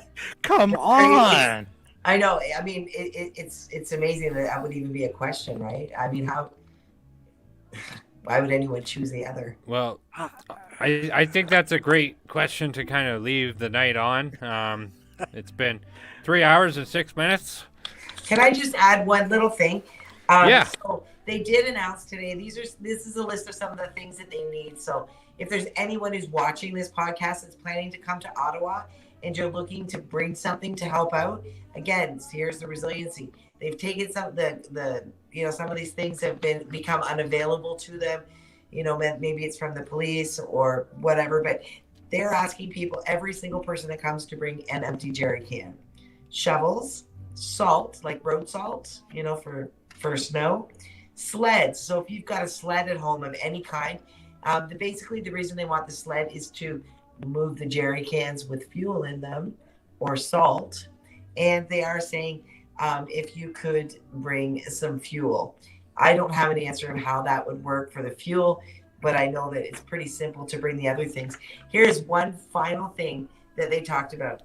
They were calling out for help from the community, from anyone who is watching Facebook Live, from anyone who is protesting at this, anyone who's standing with the truckers. So I'm sure that you've seen in my footage that there's been porta potties on the back of trucks. And that's been working really well, right? I mean, for people to use the bathroom, the truckers and the protesters to use the bathroom. However, the city of Ottawa is denying them sanitation service to dump these porta potties. And that's just another way that the city is fighting back, because obviously if we can't dump the sanitation, we can't use the porta potties, and their hope is probably that we'll leave. Well, and knowing that we are not the animals that they like to describe us as, no one's going to defecate or urinate in the street.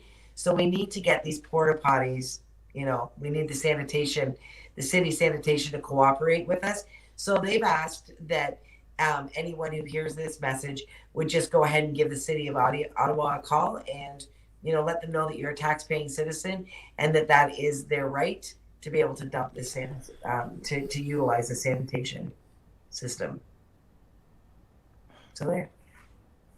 Just that was one of their plays. And I should point out that we are not directing anyone. We're not telling anyone what to do. We're not suggesting that anyone do any of these things. These are things that a group of people are suggesting or asking for, and we're just reporting on this. So we're not encouraging anyone to do anything. People can do whatever they want based on the information that is publicly available, including the information that is available through this podcast. The views expressed by the people on this podcast may or may not, and the people who have appeared in interviews, and the protesters themselves, and the government officials who have appeared on this podcast may or may not represent the views of the publishers and the executive producer of this broadcast. So please don't come and throw us in jail, because we're trying not to do anything illegal, and we don't believe we are, and we really don't have the money to hire a lawyer. So, okay, so yeah. So I should have probably rephrased that and just said, Oh, no, you're fine. We just gave the legal disclaimer. Gave the legal disclaimer. You are free agents of your own will. You could do as you please. We're just throwing it out there. That's what was said. That's it. great. If Rick, we you do are, end, a if true if you professional. if we do end up in jail, please send a cake with a file in it to the Windsor Detention They can Center. call Big Law. That's my husband. We call him Big Law. Call Big Law. Okay. I will. Explain that for me. Why do you call him Big Law? Is he a lawyer, a paralegal, or is he just like He's one a big bad paralegal who dude? specializes. Yeah, he's a paralegal and he specializes in human rights. So you can imagine how busy he is right now. Thousands and thousands of cases. Brenden, let's get his number and keep it on speed dial, just in case. Okay. So yeah.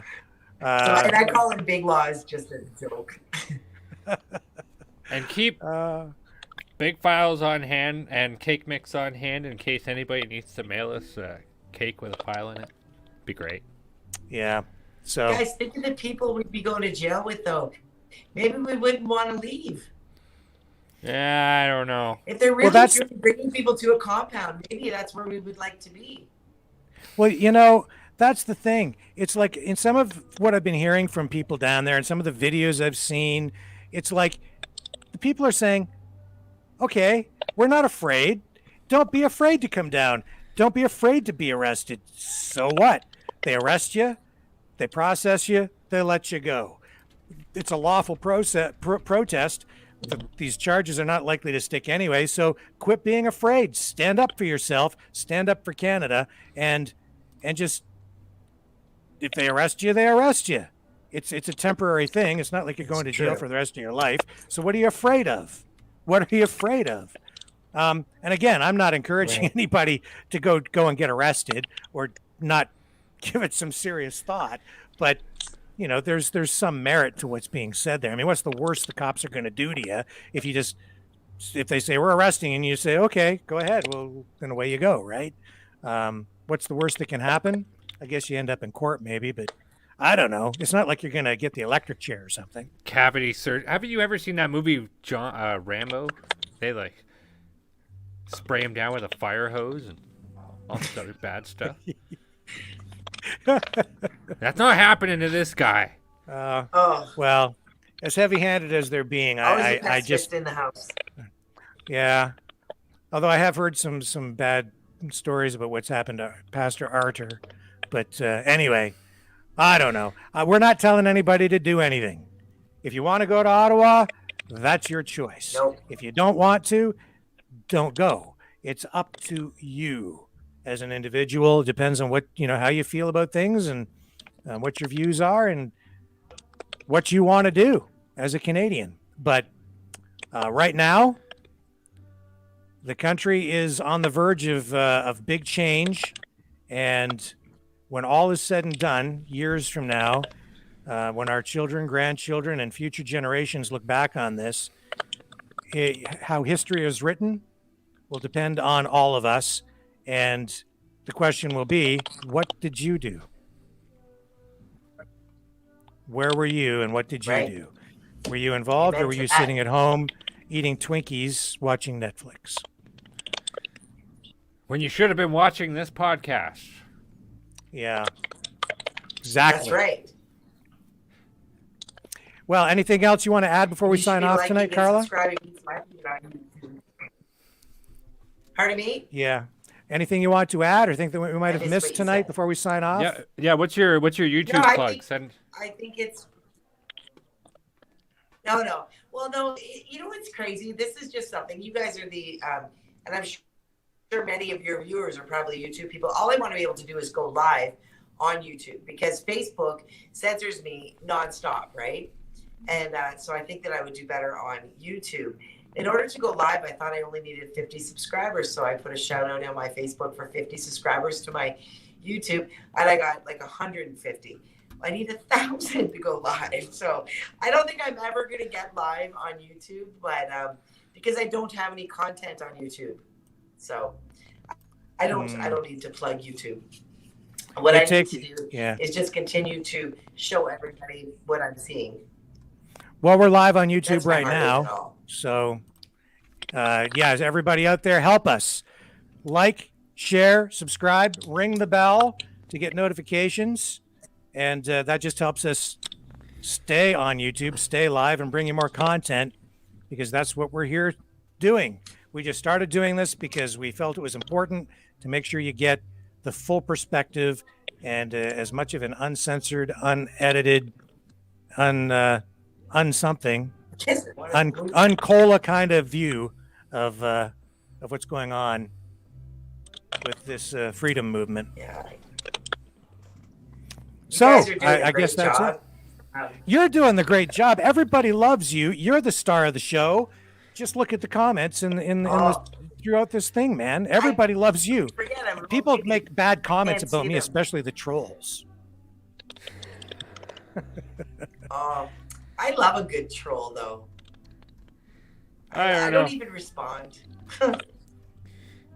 We throw all the comments up for all to see. We don't discriminate against trolls or non-trolls or fans or what have you. But my time is nigh. I actually have stuff I have to do, so we gotta. Yeah, well, we gotta get ready for tomorrow. Yeah. Thank you, Carla. You are freaking awesome, as usual, always. Really, really appreciate it. Tomorrow's a brand new day. We'll see what happens tomorrow, guys. Yep. I'm getting up early. Okay. All right. Good night. Well, thanks, everyone. all right, take care. See ya. We'll see you. And that is that, Brenden. So I'll throw it over to you to kind of wrap things up on your side. Please be sure to like and subscribe to this podcast. And thank you so much for watching. I appreciate each and every one of you that does so. And those who make comments, and troll or otherwise, I love them all. It does not matter. But in the meantime, keep on trucking. My name is Brenden Kennedy, and I am the host for The Flow of Discourse. Thank you for watching. And I'm Rick Walker with Maverick News and Maverick Multimedia. And again, please like, share, subscribe, and ring the bell for notifications. It really helps us out. And we will be back tomorrow night, 6 p.m. Eastern Standard Time, with more ongoing live coverage of Freedom Convoy 2022 cruising to the Capitol. To the Capitol. All right. Thanks, everybody. Catch you all on the flip side.